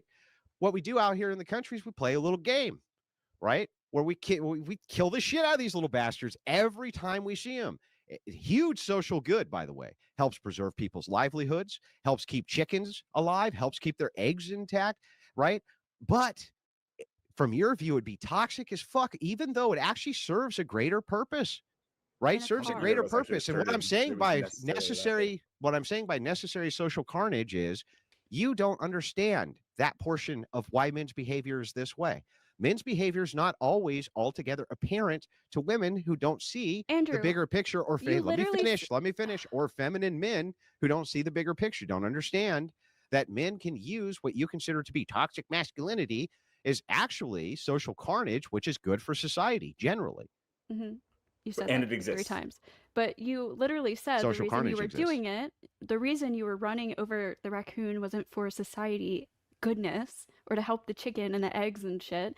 It was to get 10 points and Yeah. laugh at your wife who yelled at you. Yeah, but it still serves a greater purpose. So what? So what if I enjoyed not the the process reason- of running the little bastard over? What does that have to do with anything? You're just adding on other things to try to make it seem To try to necessary. explain to you that the things that you consider to be toxic actually serve a greater good. Same thing with aggression in men. Same thing with men who are willing to commit to violence for various actions at various times, even though you think it might not be justified because you may hurt your feelings. Let me ask you this, Ghosty. If you were out with your boyfriend, right, and a guy walked over and he started calling you a bunch of names, let's say he called you like just the most horrible shit you could imagine, but he didn't touch you. He didn't touch you. He didn't put his hands on you. Should your boyfriend defend your honor? It's honestly not even worth it. He shouldn't defend your honor. I mean, it depends on the situation, but in most cases, I would say it's just not worth it to get into these. Like, so I what if just the don't guy give a looks at fuck. him and he says, doesn't "You're not give a even fuck. going to protect your woman's honor? I could just talk to her like this, bro." Yeah, our egos aren't that. We don't care. We'll just walk So away your and your go have a boyfriend good wouldn't. time. Yeah, I your don't know that boyfriend wouldn't the care. like the idea that No. like not engaging in violence in that situation is like a Okay. shameful thing. I think is Hang on. is That's kinda more totally fair. embarrassing. Like Totally fair. you're giving the control over Can- to that guy who's like trying Yeah, to yeah. provoke you. Like I which is a get it, very Ryan. weak-minded thing to do, right? Ryan, I get it.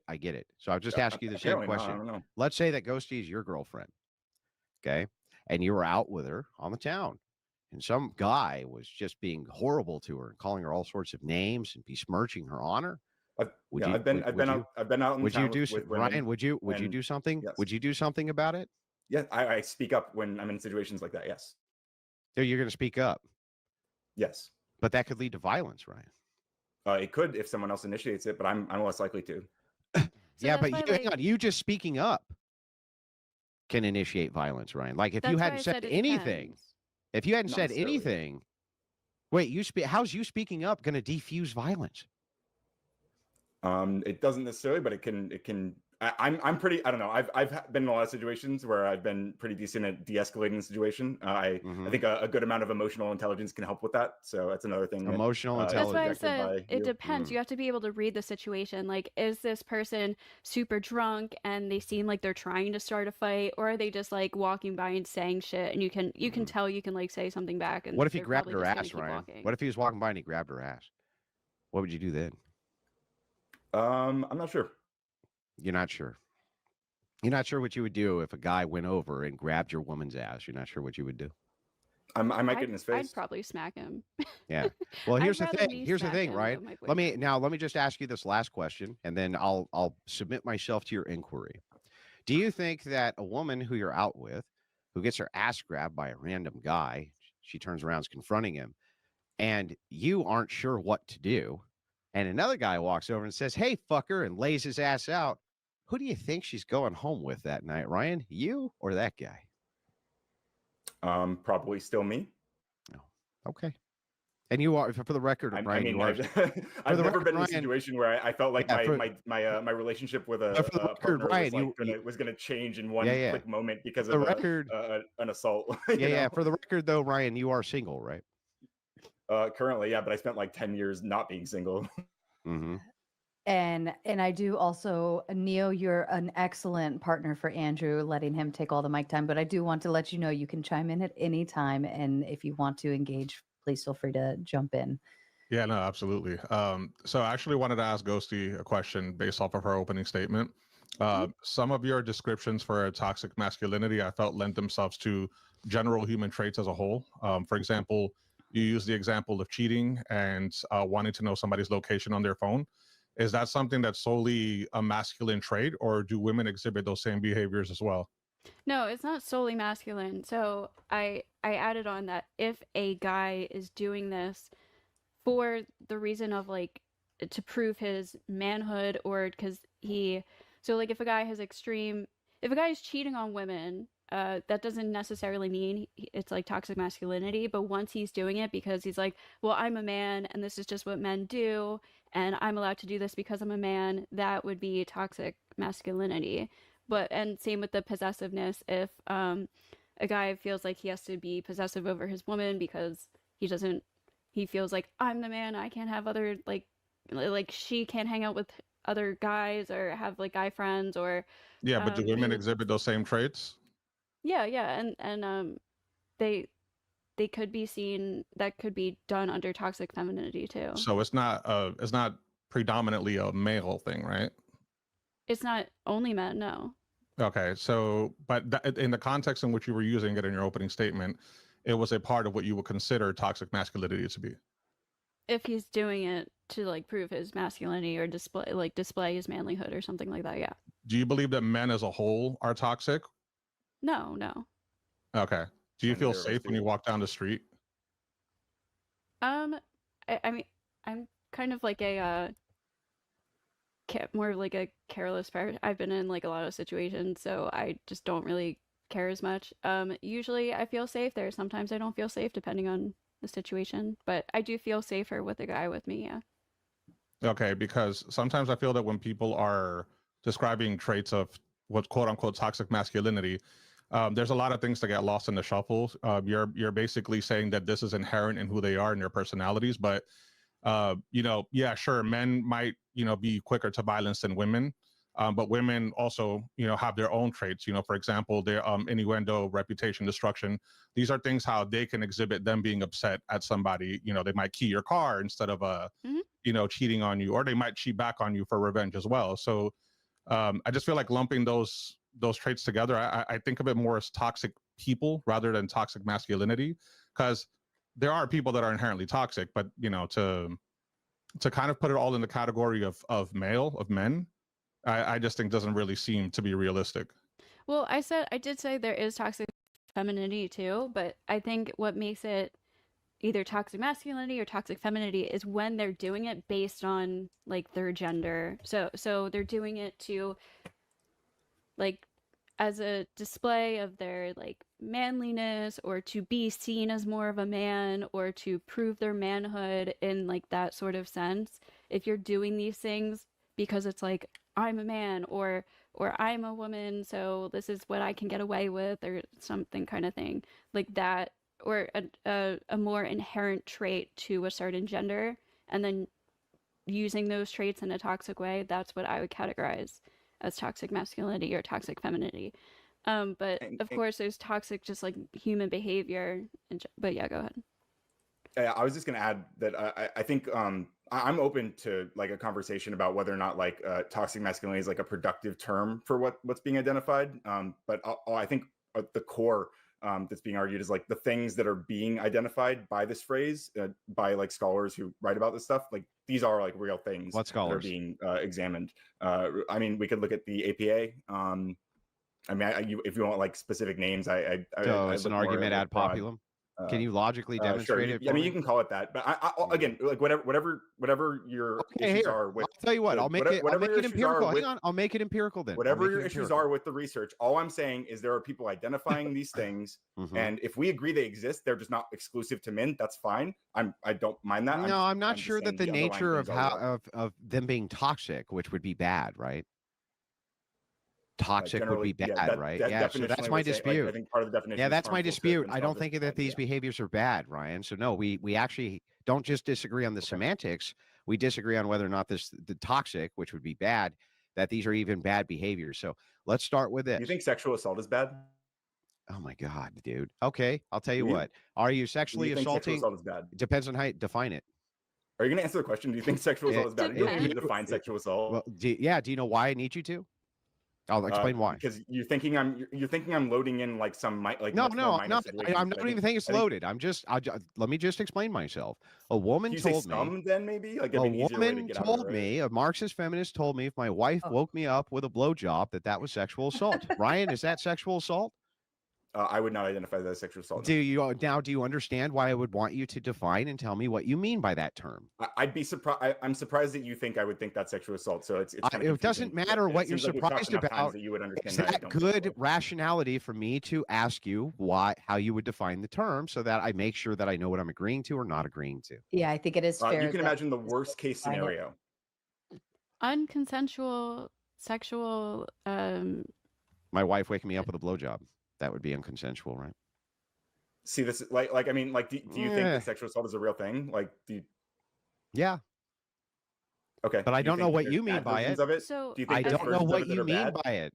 I think Yeah, in a what, man and you wife give me situation, examples of what you mean by it, and then I can answer your question, Ryan. I'm asking by your own standard, by your own definition, even. Okay, so you want my definition of sexual assault? I mean, I'm just asking. You don't have to give it. I'm just saying, by your definition, would you say that some sexual assault is bad at least? Yeah, sure. Awesome. Okay. Do you think there's any manifestations of sexual assault that are related to men viewing women as or viewing feeling entitled to women? Sure. Okay, I would say that's toxic masculinity. That's nice. I would say that it's sexual assault based Okay. on Yeah, we agree. based on We an both. based on an individualistic category. But what would qualify that as toxic masculinity and not just sexual assault? Because it's related. This is what Ghosty's been getting at. It's related to their perception of themselves and their manhood, and their manhood being viewing that in relation to women, and then they're feeling entitled to that woman's body to the point where they assault her. And that's. I mean, it's not very complicated logic, to be honest. I see. So when you're saying toxic masculinity, it's when a man does anything bad, which is also in relation to any masculine qualities that you assign to him. More so that it. Can you say that again? I don't know if I agree with the exact framing, but just repeat it for So me. many masculine characteristics or qualities that you assign to a man, and then they do bad thing, and those qualities are some way in there for bad things that they do. If those things are driving them, if they're like manhood is like the thing that they feel entitles them to that person, I would say that is, yeah, that's the example of what people identify as toxic masculinity, which again you seem to say could be completely redefined as social carnage. I'm not sure if it works in that context exactly, but And Ryan, what is the actual prompt for the debate? Can you tell me? is toxic masculinity real? Yeah. Brian, can I ask you, are gender roles real? Are they real things that manifest in society? Yes. Well, are they real though? And probably have some biological core to a lot of them. Yeah. Okay, that seems completely fair to me. So gender roles to you are real, and they manifest somewhat from innate biology, right? Is that right? That's what we just walked Okay. through. Yeah. God, I'm just clarifying. I'm trying to be as good faith as possible. Ryan, do you want to I know you are, abolish yeah, gender you roles? sure are. I want to abolish the imposition of gender roles. I don't care about people expressing their gender. I like my gender. I like feeling masculine myself. So if something can be changed, it's just a social construct, right? Like gender. I mean, I don't think like social construct means infinitely malleable. I don't think those are what. Yeah. What else could it mean? It's construction of the mind. If you I can mean, like change it, money's it's a social construct, but it still has and you like can change it. Yeah, but based on change its like, value not by constantly. yourself. Like I can't decide that a $1 bill is worth $100, you know, or anything like. You could if you were by yourself. Okay, sure. Yeah, so it's a social construction. So I just got to ask you this then, Ryan. If it is the case that gender itself is something that you want to abolish, right? And you don't think that is Well, again, masculinity? I said the imposition of Oh, it. So, okay. no, Is that's is not what I is said, right? masculinity gendered? Yes. It is gendered. Do you think I want to abolish masculinity? No. I'm just asking if can women be masculine? Biological women be Yeah, masculine? of course. Yeah. So of can course. biological women engage in toxic masculinity? Yeah, sure. They can. Yeah. Okay. Tell me how a woman could engage in toxic masculinity, please. I mean, a biological woman. Well, I mean, there's kind of two angles to it. The first could be that she's viewing, like, I would say that her relationship to like the men around her, like encouraging them to view their masculinity in a particular way that is harmful to her and other people around him.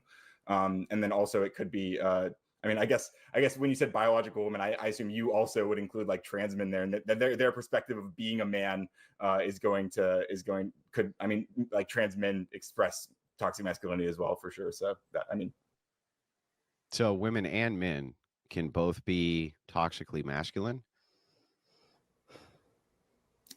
They can both contribute to toxic masculinity, no doubt. Both of them can be toxically masculine. Yeah, I mean, what you would call biological women and I would call trans man is what I'm, because it's related to the identity, their like identity of being a man is like the thing that we're talking about is driving them to exhibit some behavior, right? So like I innately feel like I'm a man and I'd be viewed as less of a man if I was a trans man if I didn't like essay this chick. That would be I mean, that's a very reductive way to put it, but I guess you can say that. Okay, got it.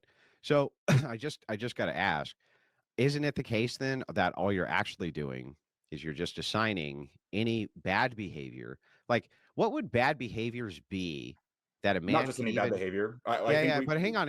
I just want to distinguish this. What bad behaviors could there be that men could exhibit that would have nothing to do with them being men?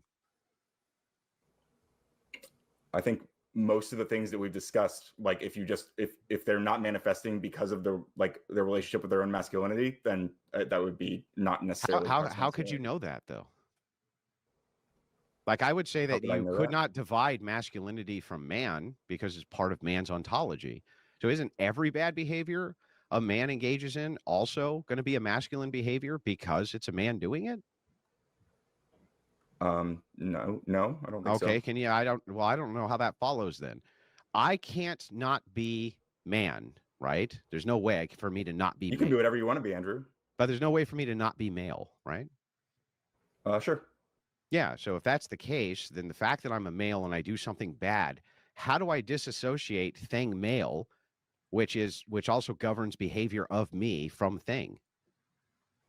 How do I It's even about do that? whether or not you're trying to manifest your perception of that manhood in an action. That would be every action I took. Okay, well, wouldn't that be every action everybody takes? Would have to be a manifestation of them, their physiology, their mentality based on physiology as well, would manifest into all behaviors everybody took. I think it's about your mindset. So. Now it's about mindset. Yeah. I mean, I think that was like it's been like part of the goal the whole time. It was it. Maybe I can offer a translation. I don't think that translated well. So Ryan, for instance, he's using a some not all argument. So basically, like all apples can be fruits, but not all fruits will be apples, right? So what he's saying is like if you're saying toxic masculinity, then you're saying all men are toxic, because it's the some not all. If that helps. But we're not saying that, right? Like, I mean, Ghosty, go ahead. Neither of us. Here's why I'm trying to make the disassociation. I'm trying to like untangle this mess because it's a fucking mess. If a guy, I think I can understand from your perspective when you say a guy feels like his manhood's threatened, so he has to essay some chick. That's an example of toxic masculinity, right? That would be correct. Yeah. Yes. What if a guy just has really high adrenaline and the guy grabs his woman's ass and he knocks him out? Is that toxic masculinity? Not necessarily. That's probably just toxic behavior. Is that action good though? No, it's toxic different behavior, but question. it's not coming from toxic masculinity, I guess. Okay, but the reason you would expect that a man would do that before a woman would, right? I mean, honestly, I know a lot of women who assault men pretty often, and Yeah, I don't know. actually, I would If you say like go out a lot. I would So say what was that's the point? toxic femininity because women feel like they can get away with that, and What was so the point of they do bringing up that. SA earlier then? Yeah, I If don't we're get not it. attributing it primarily to men. Yeah, good Well, I question. didn't attribute it. No, you didn't. Ryan Primary. brought it up, so I guess I'm asking Ryan. Oh, Sure. You Yeah, I asked mean, if Andrew I was believed saying, in SA, yeah. right? Yeah, and I was just saying that in relation to like when men feel entitled to a woman's body because they're a man, like that's again, it comes back to that because they're viewing it through the lens of their masculinity specifically. Okay, so because they feel entitled, you're considering it as, all right, you're considering it SA if a man feels entitled to a woman's body and he actually does something about it, right? Am I getting that correct? Wait, can you say? I'm sorry. Can you repeat that? I feel All like right, you're saying that it's SA if a man feels entitled to a woman's body and he, actually does something about it rather than just keeping it in his own thoughts, right? I mean, it would be if he against her will, and it's like, yeah. I mean, Okay, it feels like and- you're removing something from it when you said No. when I said that. I'm asking for clarification. I'm just trying to get what you actually said. And all right, if you flip the coin on the other side, right? If a woman tries to essay a man because she feels entitled to him, and if he doesn't reciprocate, she'll call him gay or whatever the case may be, which is usually what happens. Would you consider that her being toxic or it just being a crappy human being? Yeah, I think we've just go ahead.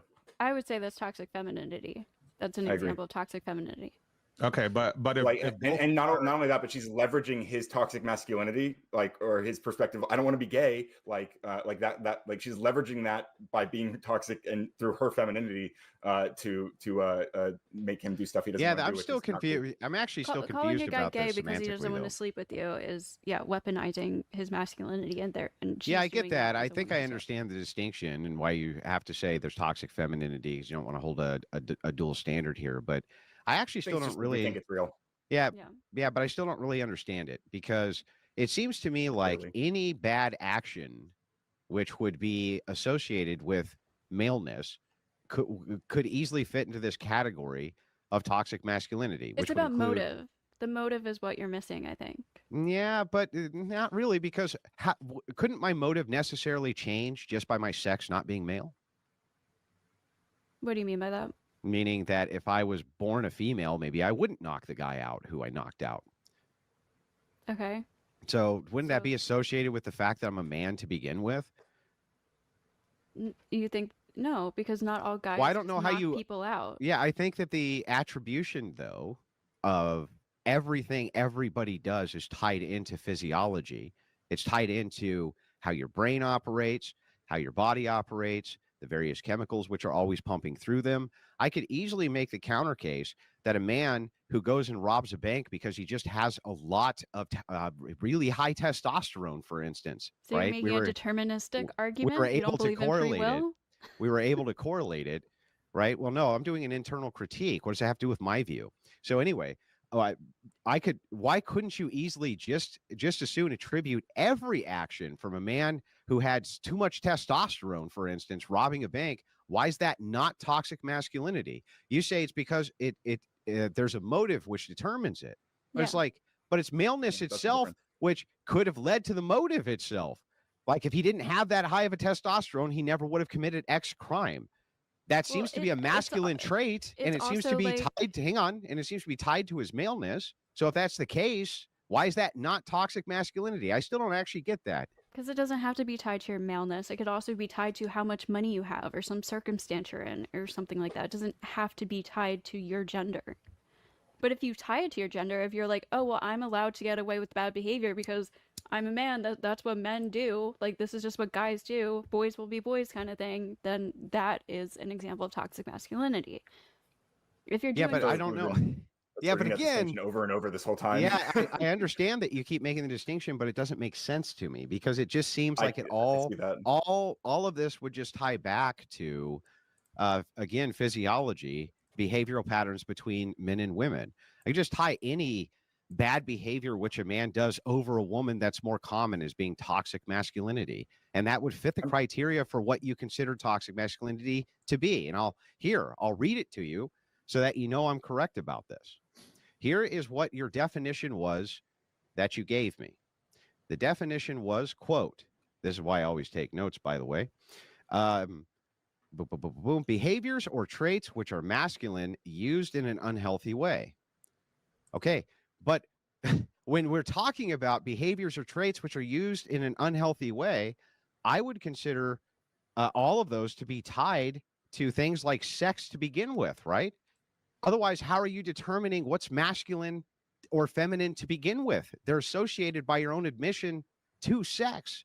So if that's the case, if you're tying masculinity in this definition to sex itself, and then you claim anything which is a negative, that's definitionally true. I'll read you the definition again, Ryan. No, I understand. I think what's happening is this is a manifestation of your inability or unwillingness, really is a more apt term for it. Unwillingness to engage with like what gender identity is and how that's different from biological sex. Like you can't separate. You just said, Brian, I'm using your definition. But I think what we're distinguishing is your internal view of your masculinity and how that relates to the action. Like I guess, like Neo, can you? That's not what the definition. Can I read? Can I read the? Can I ask your debate partner? He hasn't talked very much. I know, but I just want to get this cleared up, and then you can talk. Gentlemen, I'd like to talk to you after this if you want. Yeah, that's great. Yeah, I'd like to. But I want to finish. Go ahead and let Andrew finish reading the definition, and then Ryan, you're welcome to inquire with Neo. It's behaviors or traits which are masculine used in an unhealthy way. That is extraordinarily vague. And I feel like I could basically categorize any fucking thing that a man does that is bad into that. So, for instance, a behavior or trait which is masculine. Well, this is going to be societally determined. Yeah. What is masculine? I thought we were done after you read the definition, or are we? No, I'm not done with the inquiry yet. Stop trying to fucking divert. I'd like to finish the inquiry. Maybe Ghosty can do it because you're spurging too much, Ryan. But anyway, behaviors or traits that are inherently masculine used in a toxic, unhealthy, or negative way. Yeah, what is a trait that's inherently masculine? So things like, I will say, I feel like guys have a more, like a higher sex drive. They have more testosterone, which makes them more. They do have higher tendencies for being aggressive, and killing and stuff like that. And so wait a second. Like two examples, so wait a second. So to get this right, men have higher testosterone and they kill more. Those would be things which are inherently masculine. So that if a man kills somebody, that's toxic masculinity. Again, you're missing the motive. So the definition doesn't say shit about motive. It says inherently masculine. That's your definition. Hers. Yeah. So and whose then definition after should that, I use but hers, bro? After that, it says being used. So being like used. So, yeah, being used. That's like the motive. So if you're using these inherent masculine traits in a toxic way, and an inherent masculine trait for you would be testosterone. That's what you just said. Well, testosterone can cause traits that are inherently masculine, right? Well, okay. Well, then what's an inherently masculine trait? I just gave you two examples. So testosterone was one, right? I gave you aggression and hypersexuality. Aggression is a masculine trait? I'd say that it's not to say that women can't be aggressive, but I would say that men are more likely to be aggressive or show. So anytime a man, testosterone, so then by your definition, then anytime a man is aggressive, right? That is toxic masculinity. It has to be definitionally. If he's doing it to prove his. Show me in your definition where it says that. Okay, maybe I didn't write the definition perfectly. I wrote it today. If you want me to add on, I mean, I came further in my opening statement. I said, remember, in order for these behaviors or tendencies to fit toxic masculinity category, they need to be done by a man specifically because he believes his behavior is connected to his manhood in some way. So yeah, he's but doing it. And my this first is what I definition meant. Yeah. was actually acting on toxic or unhealthy behaviors to prove or display masculinity. Yeah. So what you did. So here's what you did, and this is what I predicted in my opening statement. In order to make this definitionally true, You added qualifiers to your own definition that you gave me because that was the only. So I can do the same thing. Okay. Toxic masculinity is any man that's missing a tooth. That's a man who's toxically masculine. Prove me wrong. That's fine. I don't think I can. But so Neo Starling, I'm curious. No, no, stop, you stop, Ryan. I'm vocalize talking. I'm talking to. I'm no, talking actually, I don't need to. I don't need to stop. Can I actually. finish? Can I finish the inquiry? Ryan, You're not my king. Ryan, Andrew. Ryan, can I finish the inquiry? We're right at the end. We're right at the end, Ryan. I just want my last question answered, Ryan. That's it. Ghosty, can you prove me wrong? I'm taking a break from you. Every man who's missing a tooth is toxically masculine. Can you prove that wrong? Well, what's your definition? You would have to give me. I just gave it to you. Every man who's missing a tooth is toxically. That's what toxic masculinity is. Yeah. If you define it that way, then yeah, sure, that's fine. So Neo, do you Can you let her answer? Ryan, stop talking, fucking Ryan. Let her finish. Sorry, go ahead and answer the question about a tooth and masculinity. The definition is that toxic masculinity is men who don't have teeth. Men who are missing a tooth. Men who are missing a tooth. Can you prove me wrong? That would mean it exists, though, right? If you define it that way. I don't think it has to do with toxicity, so it just doesn't really compute. What do you mean it doesn't have to do with toxicity? That's weird. Missing a tooth. Yeah, but I think that, it rubs me the wrong way when men are missing a tooth. And so I think that that's inherently toxic because it affects me negatively. Okay, I also gave my definition for toxic in this context. I said I'm using it to describe something that is detrimental, damaging, or hurtful to oneself or others. Yeah, that's true. And that definition can stand on its own fine until you use your other definition, which explains what toxic masculinity means, which is not the same as the word toxic. So in this case, why can't I just make a semantic distinction and come up with the same type of proprietary definition you are? And then you would have to just concede, well, I can't prove that wrong, right? So this is why it's important for us to get the semantics out of the way. I was trying to do that in the beginning, but Ryan, for some reason, Ryan thinks that talking about semantics is a trap, even though it's the only way you can have discourse. I don't think right. So. What we should do is we should have unpacked the semantics to begin with, so we could look at your definition. Because when I just looked at your definition, you added a bunch of proprietary shit to it post definition to make it true, and it's like, you can just do that with anything, though. Do you understand that now? You can do that with anything and then say, because that's how I proprietarily define it, therefore it's true, debate over. It's like, no, that's not how it works. I need to know what your proof is that these behaviors are toxic and come from the inherent masculine features of a man. That's what I need to know. Okay, so there are I can list some authors who write about toxic masculinity, right? Like E.H. Thompson, I believe is one, Springer. These are, and when they talk about it, they use definitions that describe things that men, or actions that men take on behalf of what they feel they should do as men. And so this is again, the core of what we've been discerning, which is why I'm just curious. I want to ask Neo, if you'll let me, Andrew, if you'll give me permission to ask your debate partner a question. I told you when I was done with my inquiry. Are you now, or are we doing another one? Yeah, we were done. What's up, Ryan? Okay, why do you think you've been spurging for the last 5 minutes? No one's interrupted you. It's all yours. I'm just curious. Do you recognize the distinction that we're making between something that just a man does that's bad, or them doing an action because they view that that's how men are supposed to act? I mean, you'd have to look at it societally, because men inherently, okay, if we're to use the example of men having more testosterone in their bodies than women, right? And because of that, they're more sexually aggressive, or whatever the case may be. That is something that's inherent to us. But what was I going to say? Testosterone is also utilized, to build muscle, to build drive within another human being, to drive us to do the things that we do. So even though you might look at that as a negative trait at times, women and men alike both attribute these same characteristics when it comes to trying to mate a partner. If a woman is hitting on a man, for example, and he's not down. Again, I used the example earlier about him being treated as a homosexual because of that. And a man might, maybe had a few drinks in the system, or he probably got his pride hurt, and he felt that, hey, you know what, this isn't good. I'm gonna do what I got to do. Those I would attribute to just people being crappy human beings as a whole. Like that's what. All right. Sure. What the whole idea of toxic masculinity. Can you elaborate on that? The pride comment, the how it hurt his pride. Can you elaborate on that part of it? I think Well, it's well, interesting pride is point. also not just a masculine trait. It's also I it's don't, a yeah, human being trait. right. You know what I mean? We all have Yeah, pride. for sure. You know, your Mhm. feelings can get hurt, and you felt that something was unjustified, whether it had to do with talking to another human being or you failed a test. You probably thought you could have scored a higher grade, but you didn't. These things are traits of people as a whole. It doesn't matter whether you are a man or a woman in this particular situation. So the I idea totally that agree. Oh, yeah, go ahead. so No, go so ahead, finish, yeah. oh yeah, no, so um all right, let me ask you a question. If your boy comes up to you, right? He's a man. He's not a woman. He doesn't identify as anything other than a man, right? And he comes up to you and he says, "Hey, you know what?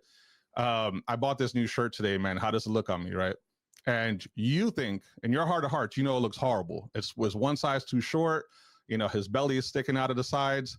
And you tell him, "Hey, man, that shirt looks crappy on you. You need to lose a couple of pounds so that you can fit in that shirt properly."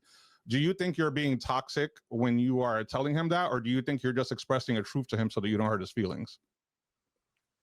Um, I mean, I guess it depends. I'm I not don't sure. think that's toxic. I mean, and again, Yeah. it depends like how you say it, I guess. Like if you're just being an asshole about it. No, but if no, you're, no. like, I mean, being I mean, It honest, probably depends on your this is, relationship with that person a I lot. mean, this is your I got boy. friends I You've would known say him that to, and friends I forever, wouldn't, right? and this Yeah. is just how you talk to your friends, right? yeah, then that's Okay, not then yeah. toxic. No. Okay, now if you flip the shoe on the other foot and a woman brought a dress and it didn't fit her, and her homegirls were like, "Hey, girl, that looks great on you. Go out to the club and do your thing." Do you think the women in that case did a service to their friend by telling them that it looks great, even though they knew it didn't look good on them, or because they worded it in a certain way, now it's justified? So which one was toxic? Wait, I neither. mean, they could both be toxic in different ways, right? But sorry, go Yeah, ahead. Okay, but is that inherently a trait of men just being mean? Because men talk to each other this way. This So is do Sure, so do I agree, women. yeah. That's kind of the silly thing though. Like our is we it do the silly? same thing. If you really stop and Yes. think about it, is it silly? Because we're talking about traits that are inherent to us that make us treat people a certain way. Mhm. Well, can I push it back up? Because actually, it's not necessarily that. Like, what we're saying is the perception. If you perceive a certain trait, if you're engaging in an action because you think it's inherent to men, you think men are supposed to do that, and that trait is also like being considered toxic. That's where we're identifying it. It's about your relationship to the view of masculinity, right? Or in femininity, like because women are supposed to do X, Y, and Z. Like, but not all women do that thing and not all men do that thing, so it's not inherently male to do either of those things. It's just we're identifying you doing those things in the context of feeling like that's what men are supposed to do. So like Yeah, an but example close to this of toxic femininity would be like a bunch of girls who don't like another girl and she's like, "Hey, do you like my shirt?" And they're all trying to fuck with her because they're like, "Oh yeah, it looks great on you. You should totally go out in that." And they know it looks horrible. That's I think would be a toxic feminine trait. I could see that because they're using women's attractiveness and beauty against them, which is more of a feminine trait. Like women use attractiveness and looks that they have a higher value, I guess, in society. So that would be like a toxic feminine trait. But for my like experience, most girlfriends who are actually close to each other, if your girl puts on something ugly, you're like, no, you're not wearing that. Like, let's find you something better. yeah, Right? but again, I don't really consider that toxic femininity. I just consider that you just not being a very nice person. You get what I'm saying? Like the idea that you're it's inherently attributed. Sorry, go ahead. I was gonna say the idea that you're inherently toxic just because of whatever chromosomes your body seems to possess, and because societally, you were told that you're supposed to be a certain way, and if not, you're going to be a bad human being. I don't really believe in that. I just think that there are people that are okay human beings, and there are those that are crappy. It doesn't matter what side of the aisle you fall under. We're two sides of the same coin. But nobody's saying you're inherently toxic because you're masculine or because you're feminine. It's using inherent masculine or feminine traits in a negative way. What Yeah, about but why domestic shouldn't we just because these traits are all shared between the sexes, all of them, the propensity for all whatever you would consider to be masculine traits and whatever you would consider, otherwise you wouldn't be trans advocates. So you would have to equalize them. You'd have to say both sexes have the propensity for these traits equally across the board, right? At least some propensity for them. Now, you could say based on sex, you have higher testosterone, you have this. I agree with all that. But if it is the case, why shouldn't we just individualize it and just say, that's toxic behavior and leave masculinity and femininity out of it completely? Why should we accept this definition instead of a much more useful and broad category of this behavior itself is bad, regardless of who's engaging in it? And what does that have to do with the masculine or the feminine? By your worldview, actually, that would be a much better definition. I agree, but again, it's because of the motive. So if people are doing something to prove their manliness or to prove because it's like a feminine Yeah, but why use trait the or loaded whatever. term? Why can't we just say that's bad, don't do it?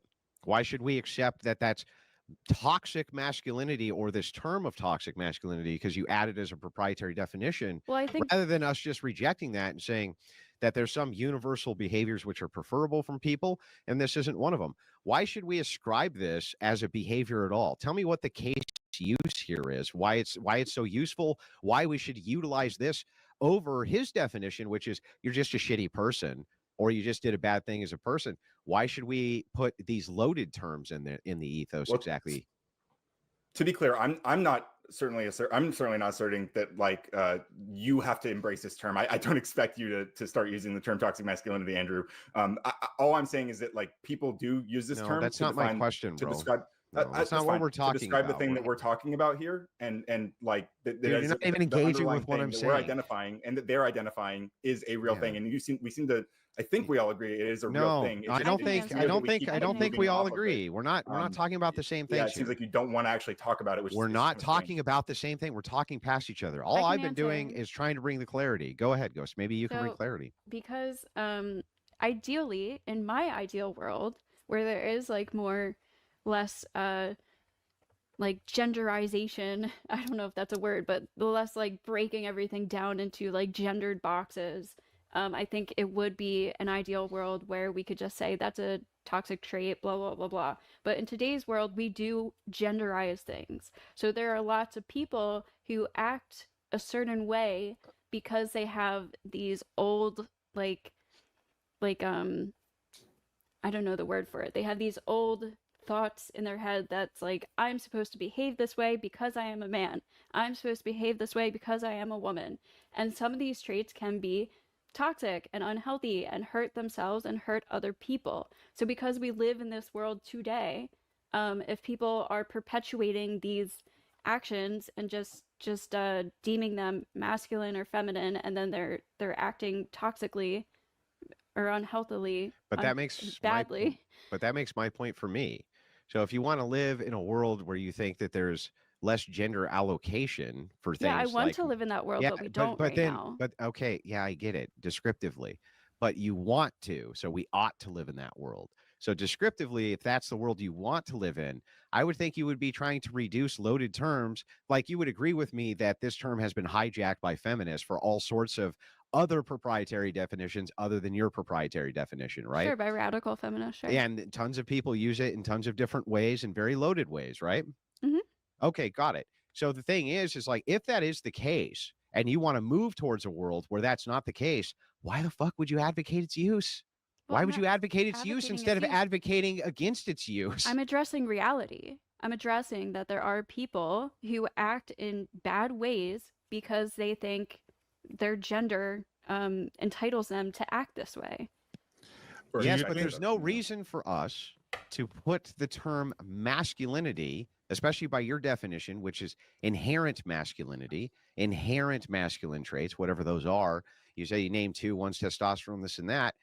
It's so broad that you can encompass so many behaviors in it. It's so subjective, those behaviors you can encompass into it. I would think if you would want to move to a gender-free society, you would want to remove those things to begin with. It doesn't make any sense why you want to keep using the loaded terms. I would think since you don't want to move to a genderless society, that you would be on our side and you would be wanting to use this term. Why? Because for exactly the same reason. You don't want a genderless society, I don't right? believe that the things that you consider...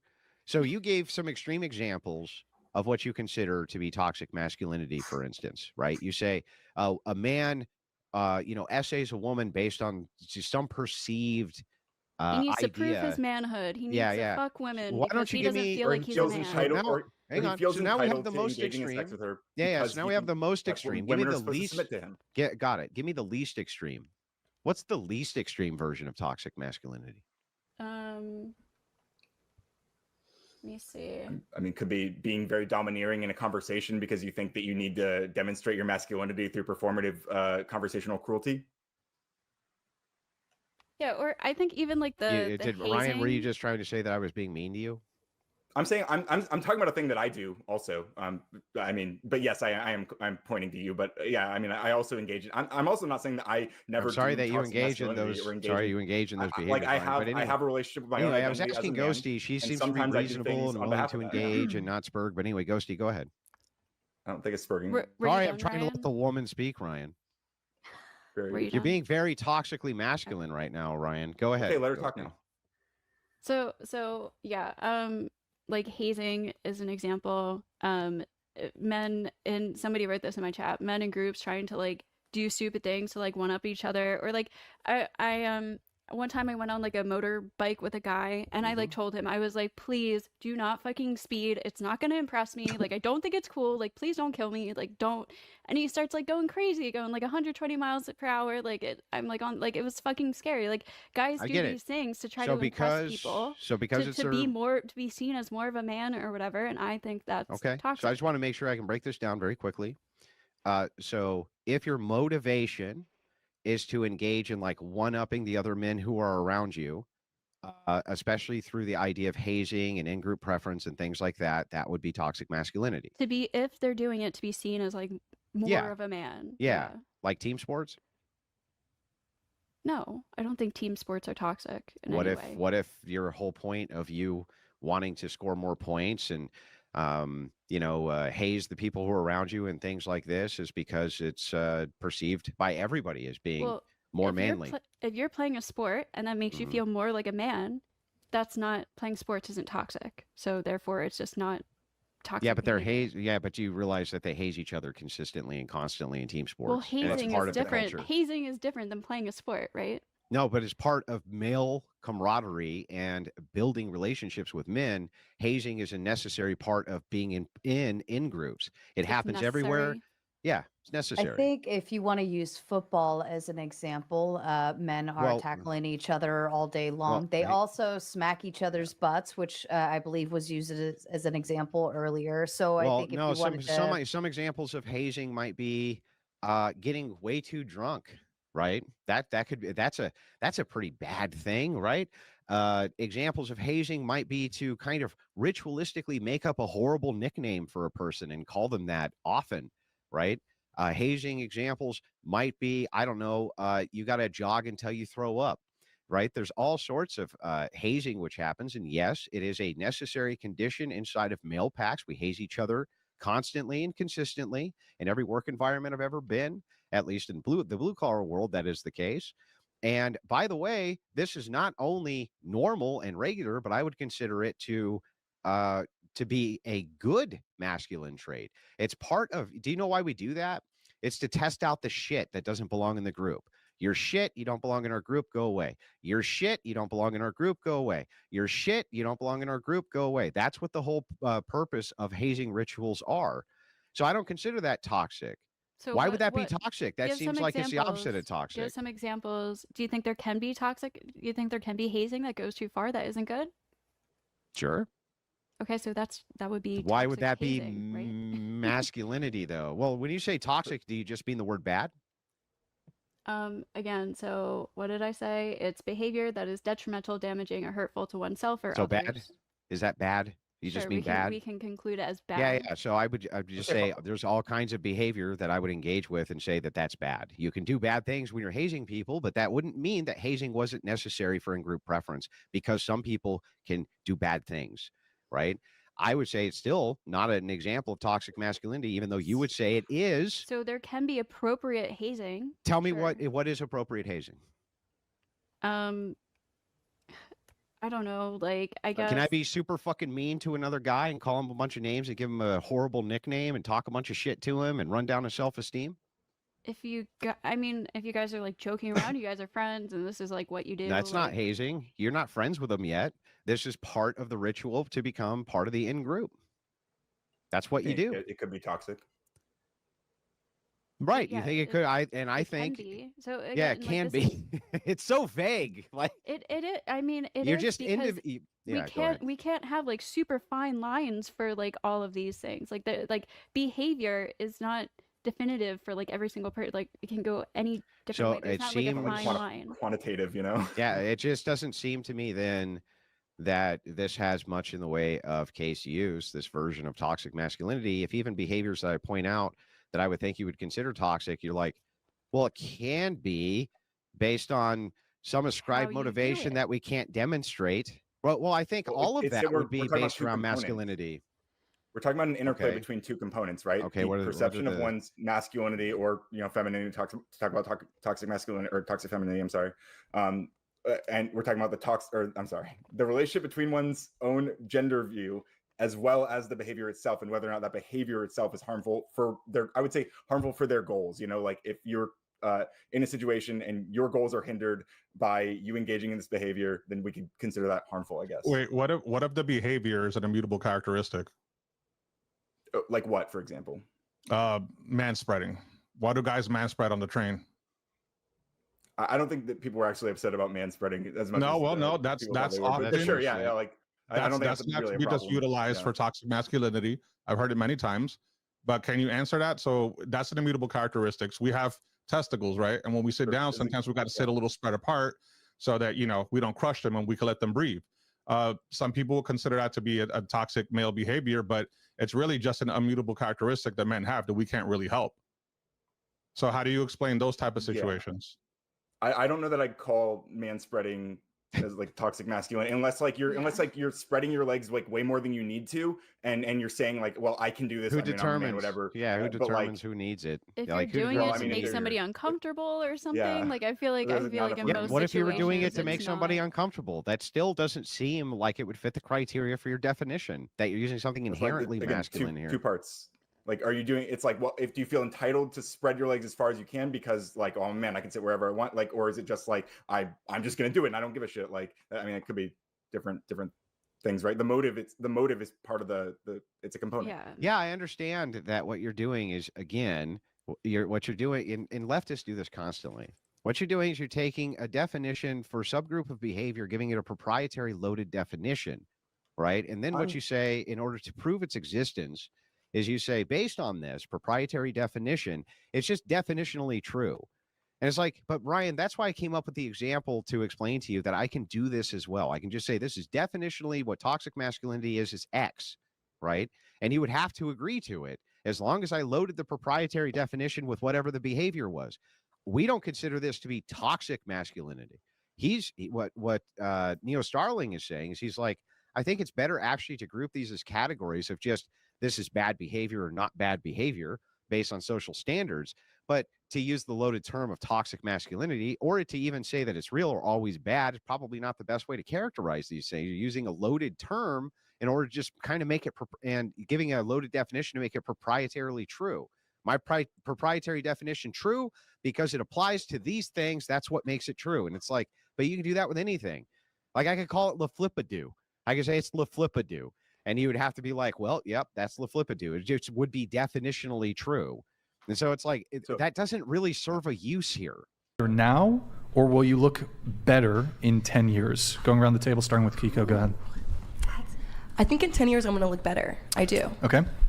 This is something that I really struggle with, actually. I am scared of getting old, to be honest. Scared of getting old? Yeah. Okay. So what do you think? I think I'd look better now. Okay. I probably think I look better now, but I hope I take care of myself in a way that's like not that different. I look better now than I will in 10 years. I think I look better now, but 10 years. You'll look better in 10 years? Yeah. How old are you? 23.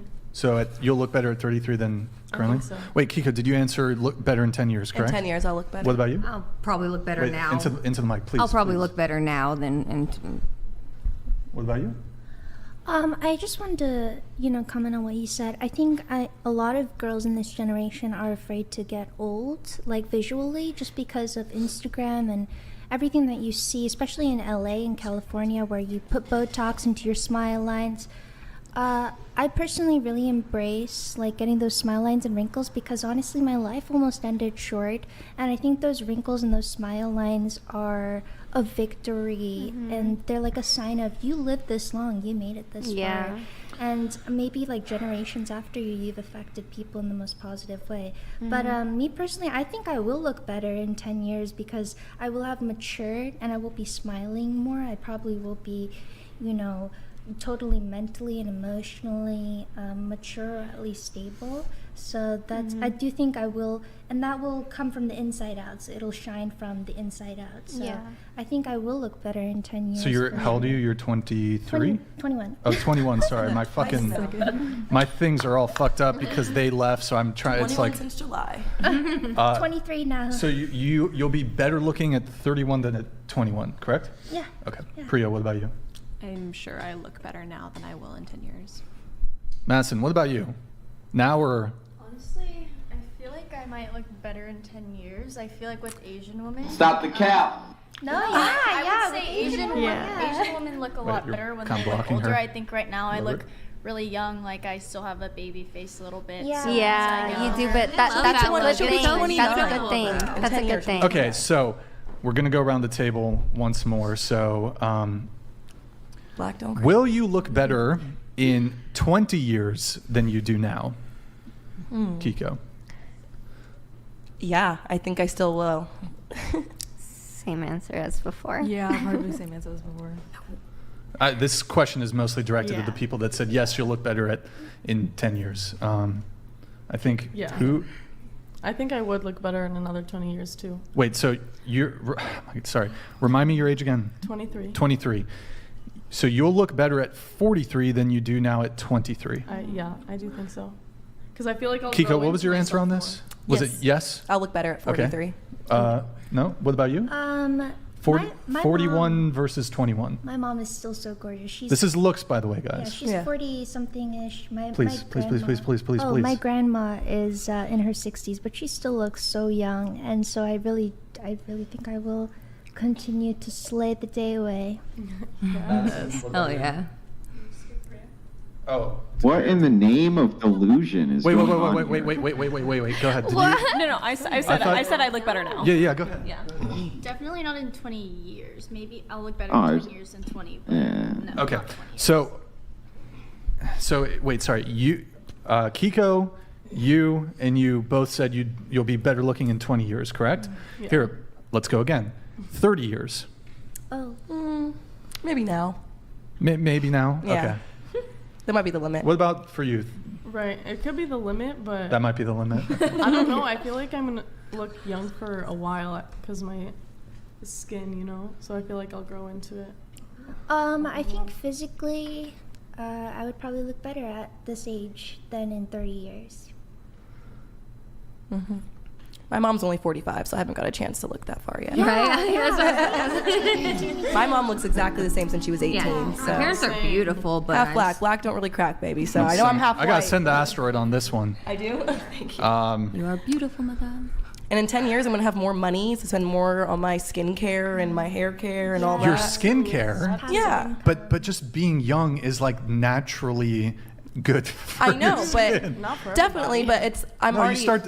Okay, you know. But in 10 you years, wrinkle like I feel like and- I will look better because one, I feel like I'm maturing nicely. I'm only 1 year into my fitness routine right now, so if I'm 10 years into my fitness routine, who knows what my body is gonna look like by then, kids or not. And two, it's like I'm saying, yeah, I'll have the actual money to Here, get my hair done. I'll just say and this for put those of into you. my- I I'll don't let you. pay anything I'll let to look I'll like let this you right go in now. just a sec. For those of Because it's totally wait. delusional. Hold on, just one sec. fine. For those of you who said, even if you just said you'll look better in 10 years, although it seemed like all of you fucking doubled and tripled down on this one. Wait, Madison, did you answer the 30-year one? She said no. All right. Oh, okay. I'm gonna give it to you straight. You are not gonna look better in 10 years. You're not gonna look better in 20 I'm years. gonna look sexy as You're hell not in gonna 10 look better in years. 30. Right. I'm not Probably saying. sexier I'm than not I do. saying. Right, that's what I'm saying too. I'm not saying that you guys may very well still be very I attractive. didn't know you were a fortune teller. No, it's not. It's just the reality. Yeah. It's just Can the I tell you reality. It's not a reality. But you guys. Everybody. you guys are just wrong. Like That's the only way I Alexia can say Demi it. or whatever her name is, that one who acts as Maddie in Euphoria. She's like 33. She looks great. Go ahead, and then Andrew wanted to say something, so go ahead. So I follow this lady on TikTok, and she is like, she's shown pictures of her in college and her now. 100%, she looks way better now with like kids and a family than she did when she was in college, because she worked out so much, and like, I don't think she did anything to her face, but like she just aged so gracefully and she looks so good. Well, that comes with taking care of yourself. Of course, like at any age, if you're not taking care of yourself, you're not eating right, you're not clean, like of course you're not going to look good no matter what age you are if you just simply do not take care of And yourself. genetics. Yeah, no, of course. My mom could smoke a pack within 3 days. Doesn't do anything good for her health. Just drinks 8 shots of espresso every day. And I'll even say this as a guy, and I think, and Andrew, I'll have you come in here just a sec. And I do think there's certainly some differences between men and women. Me personally, I would trade all my success, all my money to be back, and I feel like this isn't fair, but to be back in my 18-year-old body. I would give fucking everything. Granted, I feel like it's not totally fair because it's not even a looks thing, because I've got like injuries, my back's all fucked up, I got like chronic pain issues, so I feel like, I don't know if that's a strong argument to make, but I would argue that I was even better looking when I was better looking when I was younger. I was better looking 10 years ago. Asian don't raisin. 2. Sure. You are more beautiful every day to the person who adores you. 3. Andrew, do you tell your wife she looks less attractive with every year that goes by? Let's go, Radiologist got your ass. That's my bed. I will, just really quick. Damn, he's loaded. It does occur to me that Asian women age very well. They tend to age better than Like fine also wine. black women, black men age well. For some reason, us white folk, we look tough. We start looking rugged. Speak for your own family. I got one good-looking ass family. Yeah. I'd say my grandma still looks 50. My mom. What are you gonna say? Let's assume for a second that I lied to my wife every single day and told her delusional things like, "Oh, you look better now than you did when you were 20." Which You're is, awful. Obviously not true. But let's just assume for a second I lied to her every day. It wouldn't actually change the objective reality of what is. To say that you guys are going to look better in 10 or 20 years than you do now, this is the Pearl Davis effect. It's women who are in this type of mindset, who I see thousands of them, giving screenshots to Pearl Davis of them taking selfies of themselves in their 40s, which is pathetic, to say, look at me, I'm still hot, makeup, gallons of it, the whole 9 yards. And then you ask them a simple question, show us what you looked like 20 years ago. They don't post those pictures. They don't post those. They only post the pictures of them now. Because if there's a comparison contrast, what do you think it's going to look like? Do you honestly believe that for the vast, overwhelming majority of women, I'm talking 90%, that they actually look better the older that they get? Yes. Let me ask you something. Absolutely. I think it depends on what older it is, but yes. You're so 10 years. 10 You're years. so sassy. I think I've most never 30-year-old met women look anyone better. sassier. You can tell they're grown. I just think what you're He saying, attacked me so many to times. answer your question, I do think that most women who are about 30 look better than 20-year-olds. Yes, I think they look more in tune with themselves. They know how to dress for their body and do their makeup and style themselves for their body. 30 is not decrepit. I don't, maybe because you looked like fucking milk at 30. I don't know. But I'm 30, so that is nothing. I feel like the Crips creeper right now. Oh my God. That's exactly what I was going to say. Give me an actress, Kiko, Alexia who you Demi. think looked better at 45 than she did at 25. Andrew. Like, you can say, oh, you might have preferred her when she was younger, but Sofia Viagra, I think she's aged gracefully. No, I she think was looks way better looking She at looks almost 25 exactly than the same. 40. She looks literally the same. So like you're just arguing. No, she literally doesn't and look the same. 2, Alexa Demi, she looked like a child, a complete like newborn at 18. Now she looks not even like a grown woman. She still looks pretty young. She's That's playing a not teenager. Even, yeah. Like, They still look. You're making the same mistake that they make on Pearl Davis's Twitter. This is the same exact type of code that I see Your there mistake every is single referencing day. Pearl It works Davis. like this. when you look at these women when they're in their mid-20s, they're way better looking than when they're in their mid-40s. You can't tell him anything. I'm white and don't age well, lol, but beautiful is in the eye of the beholder. Don't be shallow. It's your boyfriend. Yeah. Okay.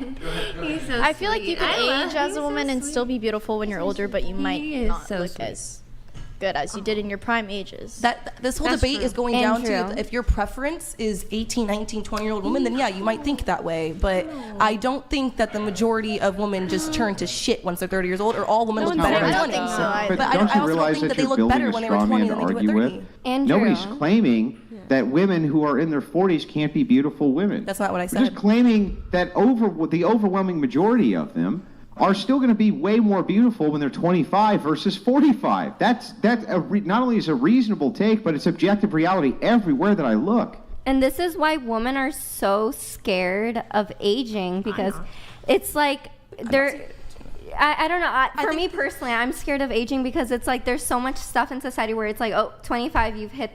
I think it's like also, you've hit the wall. You're done. Your value in society has gone down.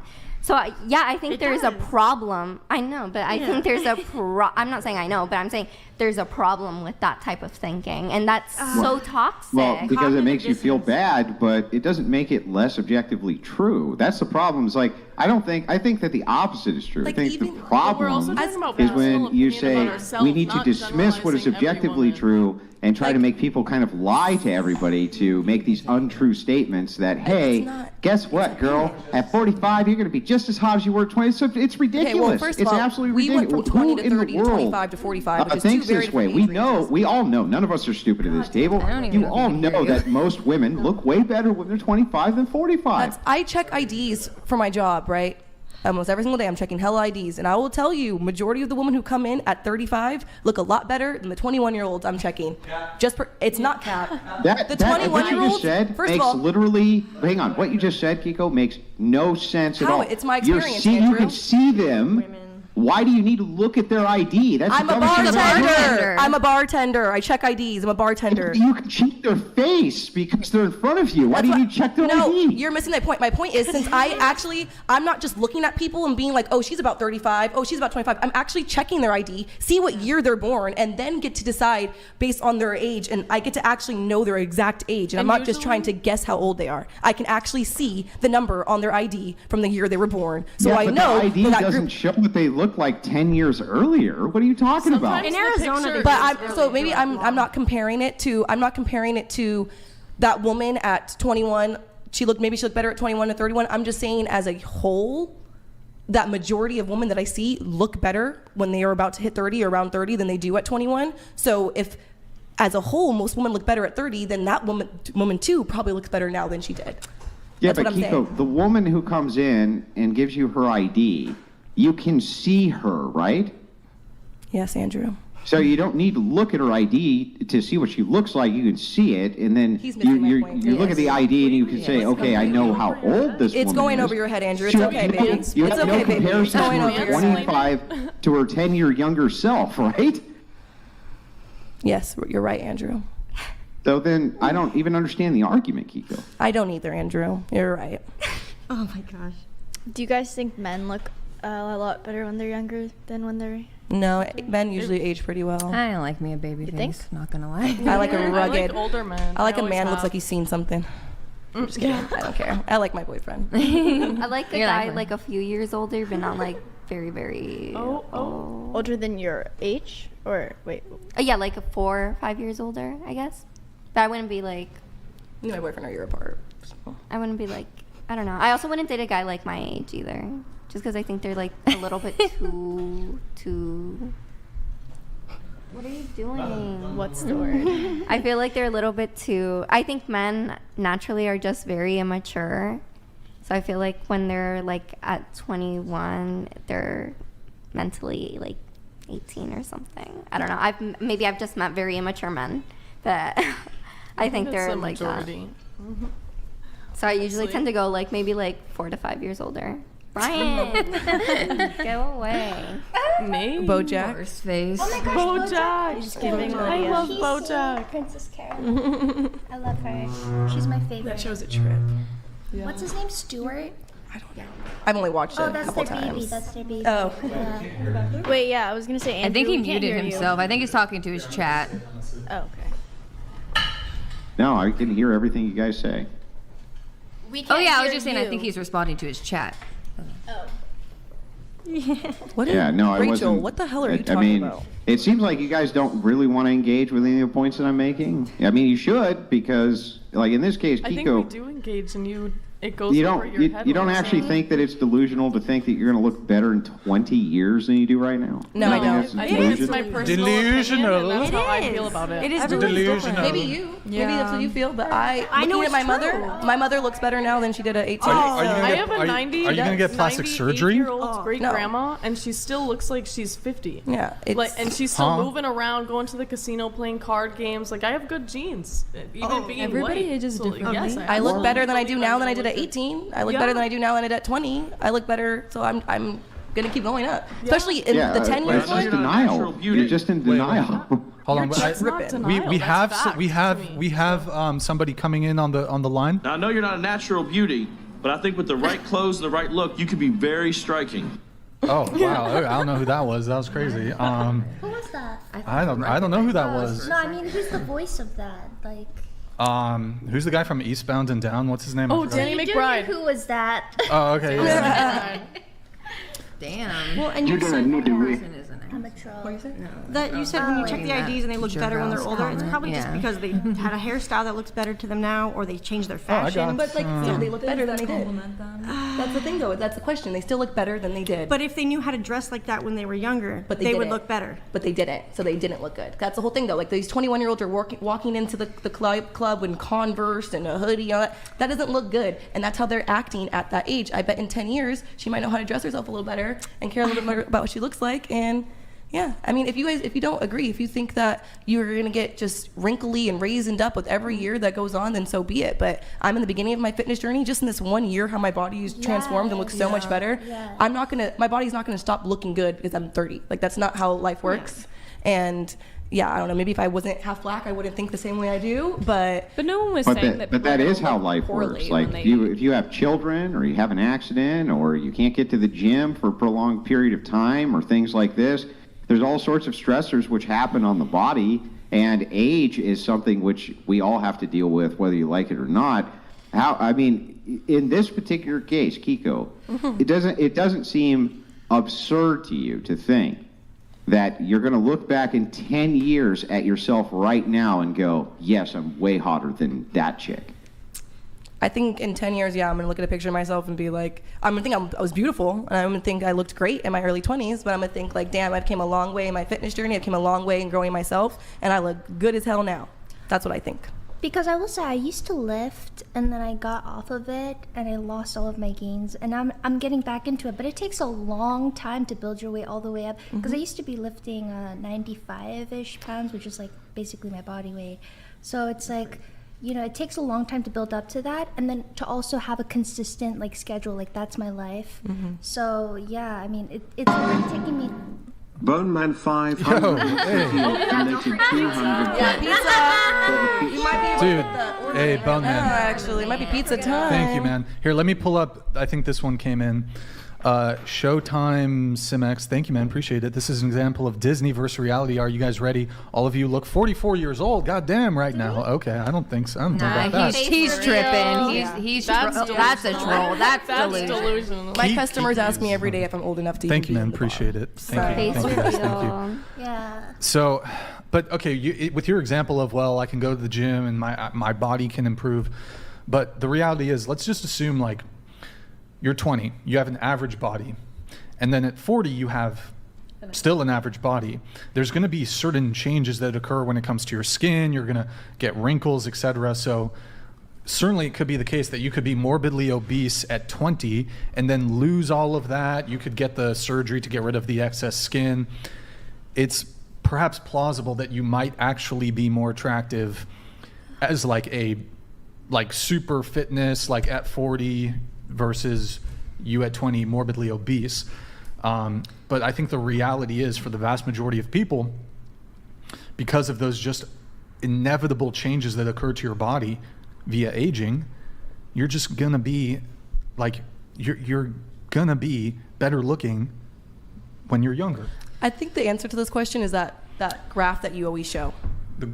Oh my god! Wait, did you say better looking? I forgot. No. I actually have a really hard time with aging. I like avoid celebrating my birthday. Moral of the story is if you take care of yourself the exact same way in your 20s as you will in your 30s, the exact same way. You know how to dress the exact same. You have the same sense of style. You have the same fitness habits. You have the same eating habits, same skincare routine. You are going to look better in your 20s than you are in your 30s. I just won't be dressing like this. I think it also has to do with what you think peaking is. I think most people peak at 30. I think most people look their best when they're 30. A lot of men, how we look at that graph, they think that most at 20, like, you know how with women, we think people our age are attractive at the same age, but men, it stops. I think that's the issue, is you guys think that these wrinkle-free and plump and all that is the most perfect you ever be. I don't take that as being most attractive. That's, I think, the difference. I take it being attractive when you know how to dress yourself and look accordingly, which comes with age.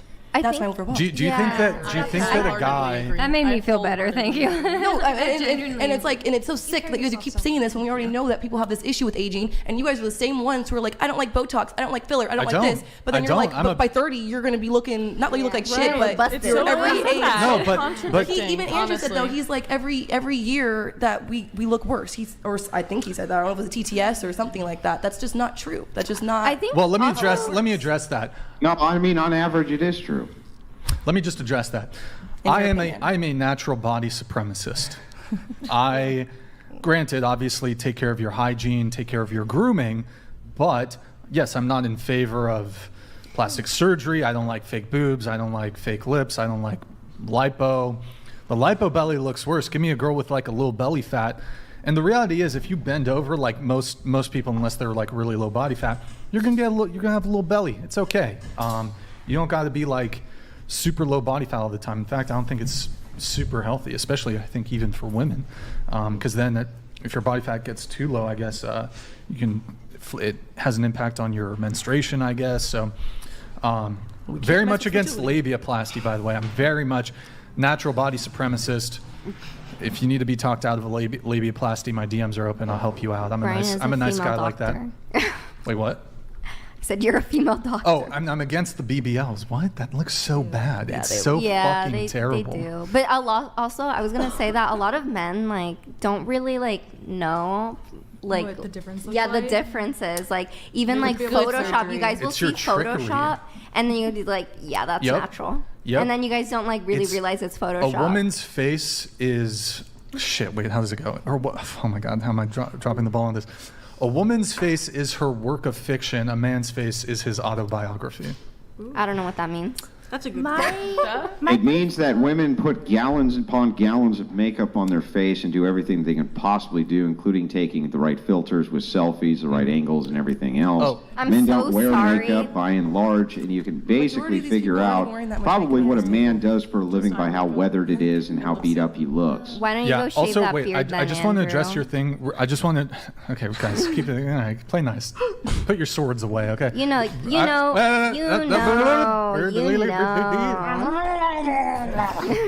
Can I share a quote? One sec. I know you wanted to come in on something. I just want to say, so I actually think the female beauty standard that feminists cry about is actually more than obtainable for like 90% of women. So, okay, flat stomach, you don't need abs, maybe a little bit of muscle tone, healthy BMI. That's very obtainable for most women.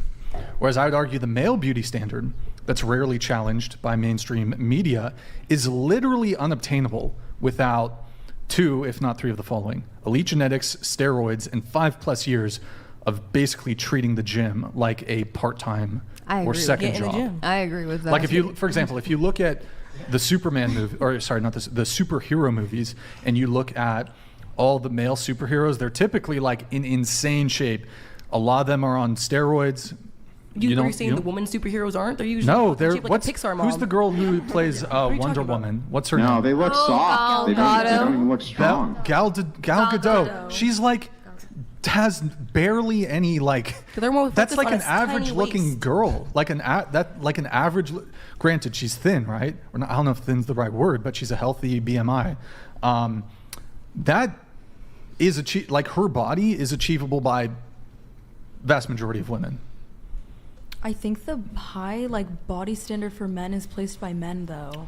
I don't think a lot of the times isn't it the same though directing superhero movies that are like, oh yeah, Superman has to look like this. Women don't care about that. Right, but there's always this conversation of, That's the What beauty. do you mean they don't care? Of course they care about that. Spider-Man is like woman's favorite superhero. He's not anything. He's like a child. He's just some dude. No, the male physique. Spider-Man is literally just skinny. And what women, I mean, we have more data on this when it comes to, what's considered like positive physiognomy and this type of thing than you can imagine. And yet, obviously, there's a standard which women have that they have a preference for, and they have an overwhelming preference for it. They want to see Superman with abs and big muscles. Okay, you guys want to see bitches with fake tits and fat asses. Let's go around the table and ask if we've ever been. Can we go around the table and ask if we've ever dated a very muscular gym guy? Well, just because you can't get one doesn't mean that they wouldn't prefer one. Most girls can get one. Yeah, most girls my boyfriend's a gym rat, and he's perfect. And also, I don't think what me and Andrew are saying. It's not like as a guy you have to look like The Rock to get women, or that all women necessarily prefer the ideal.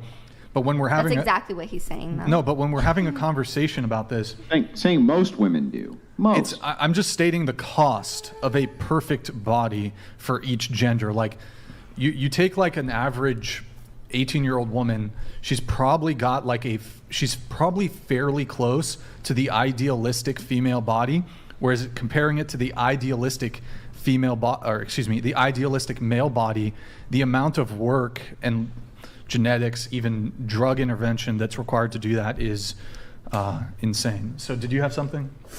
Oh my gosh, now I got a brain fart. I'm sorry. Was it about your man? No. I've got a quote. Good times. Lala has something. Yeah, just a quote to share. That a hurtful truther is better than a happy liar. I've heard that. Good quote. I've heard that. I mean, it's pretty much the same thing, just worded differently. People prefer comforting lies over uncomfortable truths. They shouldn't. That's another way to.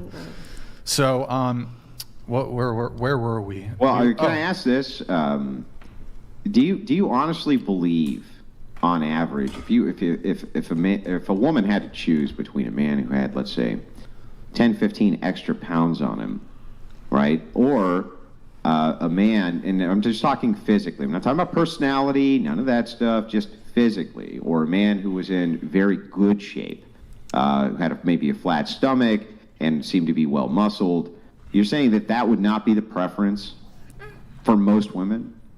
Oh, I Could actually be my have an preference. answer. What about most? Yeah, I have an answer to that. I actually have a ton of influencer friends in like TikTok and Instagram, and honestly, their boyfriends are not the standard of attraction, but they have that character, which is like, I am the provider and the protector, and their girlfriend, which is my friend, they're usually like very homemade. Yeah, so you're getting into personality. Yeah. I literally said, forget personality.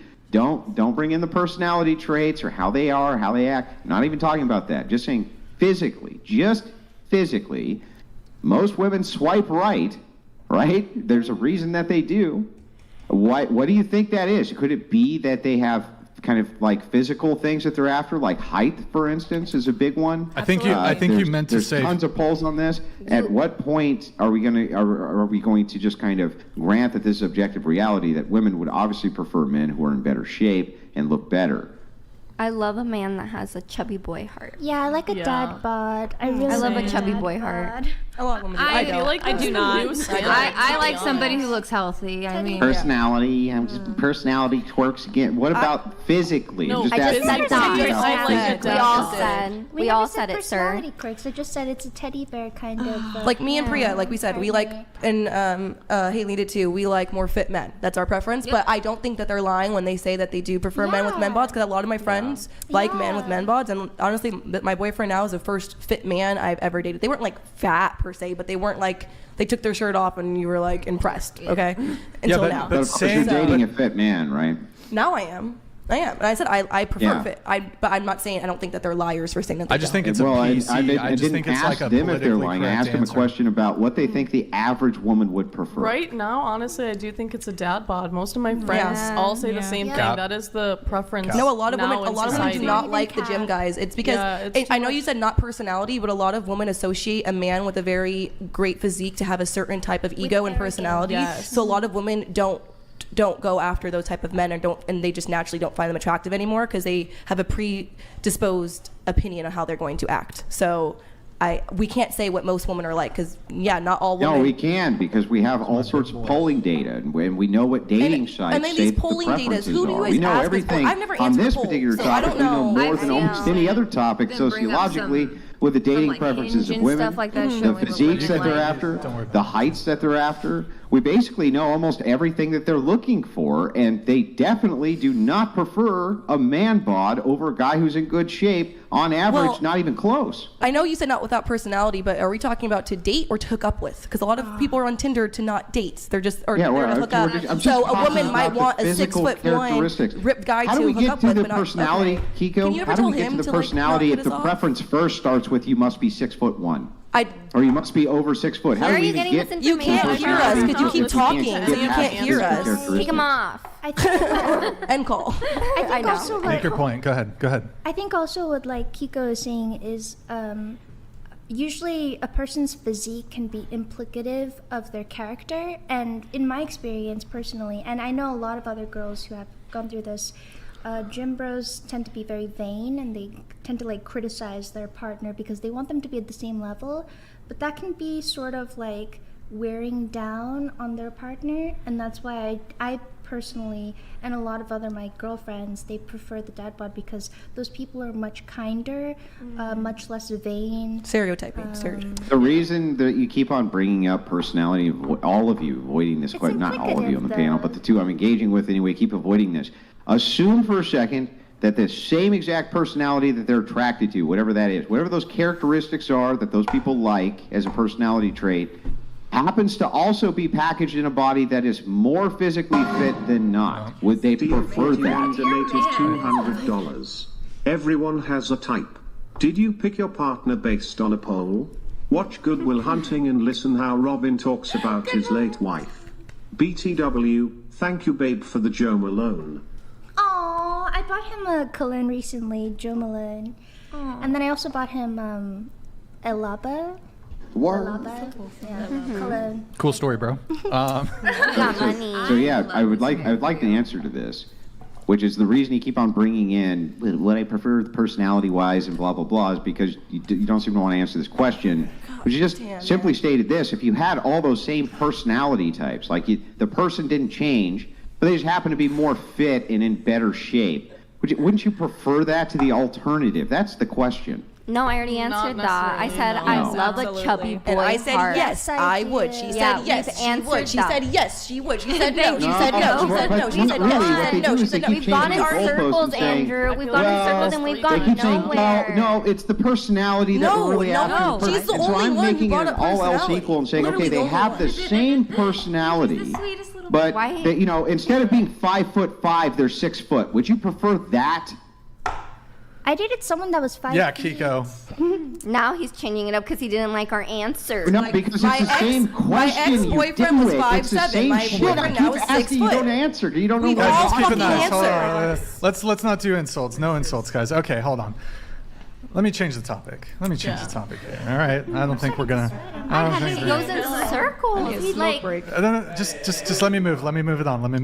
Okay. All right. I'm glad she's not. Andrew, take a drag. Andrew, take a drag of your cigarette. I know. Yeah, I'll- he's passing around. Well, how can it be this hard just to answer a direct question? The question is, if all else is equal, okay, I don't know if you're it's the saying audio you would thing. actually not prefer that your man was more fit, even if he maintained all of his personality quirks. Can I add to that? Because Can I add there's to a thing, that? people have different preferences on body. Not all women are just looking for, like how I guess all men just want the biggest tits and the fattest ass and the smallest waist. All women have different preferences. I got. Hold on. No. I kind of want to you could ask me the question, like, Brian, but be honest, like, all things being equal, would you prefer a chick with some like giant natural titties or even just big titties over like an A cup? And you know what? I might take the A cup. Thank you. I might. There's a difference. No. But wait, where are you going, Kiko? Where are you going? Is that a rage quit? Is it a rage quit? No, he's not okay, by the okay. smoke break. Oh, shit. But Brian, if I asked you on average, do you fix it. think most men would prefer the A cup? What do you think they would say? So, yes, I think most men would prefer some giant titties. I'm gonna say it. Right. I think it's the case. Don't get me wrong. I like big boobs are nice, but I just I'm gonna piss off everybody else. No. Yeah, I think that's good. Thank you, Nick. So here's my hot take. I'm probably gonna get canceled for it. So, a woman who's got big boobs, she can be hot, she can be sexy, but you can't be beautiful. But a woman with smaller boobs, she can be all those things and she can be beautiful. What the fuck? Like in your head, your personal. Like, for I don't know, just like giant fucking Is there more titties. It can be, you can be attractive, you can be very hot, you can be sexy, whatever. But like if you look at the Greek statues, the Roman statues of women, they didn't have these like giant fucking can crusher knockers. You know what I mean? They had like modest titties. The titties were modest in the Greek sculpture days. Seemed like. And that's just my thoughts on the matter. You guys like to talk about biology, but what about the woman, like, who's gonna nurse your child? Of course you're upset by it. Who's gonna nurse your child? Of course. Who's gonna nurse your child? Of course, fucking Anais upset. Brian, how dare you? Yeah, but who would? I got big titties. Why you gotta come after Let's me? be honest. I mean, most of the time it's formula now that nurses people's children, right? Yeah, okay, but let's say back then, since you guys like to talk about biology and like back all the way back then. Don't get me wrong. Nice big titties You guys are like great. to talk about that stuff. You guys always like to bring that stuff up. Yeah, that's why. $200. Bro, they answered you multiple times. Some like rip dudes and some like dad bods. If you want to quote averages, find a study or two with references. Unless you've published your own research. That's my Okay, so let me respond to D041. If you're as delusional as these women and think all things equal, if they have the same personality type inside of men that women would prefer to have the fat one, you're a fucking idiot. You're as dumb you're as dumb as the majority of the simps that are probably in these women's OnlyFans chats. Nobody believes that for a second. Why would they? It's completely fucking insane. It's just like me saying, if I could have my wife, right, in her 21-year-old form versus the form she's in right now, which would I prefer? It's a pretty easy question. Someone send this to his wife. Send this to his wife. Send this to his wife. His wife is watching, I think. Yo, what's up, Rachel? Yo, you think W's she's in the as chat. delusional as you are? Yo, W's in the chat for I feel Rachel. so- W's in I the mean, chat. I feel bad for Hey, you. can I ask you something, Andrew? Oh my god. How tall are you? Ask away. Hey, how tall are you? He's a honest. fucking. I'm 6 foot tall. You give short man energy. Whoa. I mean, you give dumb skank energy. So. Good. Let the horse live. Guys, put the swords away. Just to address the short, I even though I'm 6'1", I am a ally to short men. I'm in solidarity with short men. Yeah, I love short guys, but I I'm saying object. short guys. I don't like the short sometimes man. short guys tend to Let me ask act you a like question. Mr. Fine. Andrew. How about over this? here. Napoleon. Kika knows where this is going. Syndrome. Kika knows where this is going. So actually, let's do split on this, Nick. So if it's okay to say short man energy, is it okay To say, to say fat woman energy? Huh? Yeah. yeah. Yeah.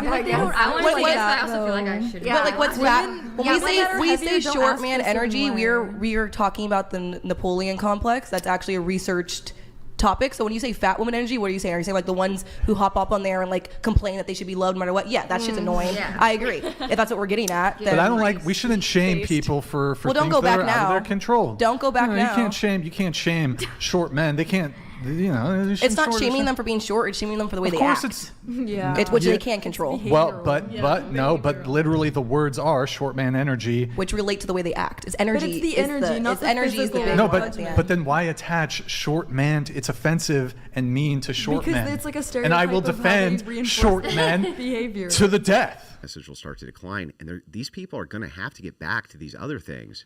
You're going to realize a lot of them are way more progressive than you thought. I bet those glasses make you see better.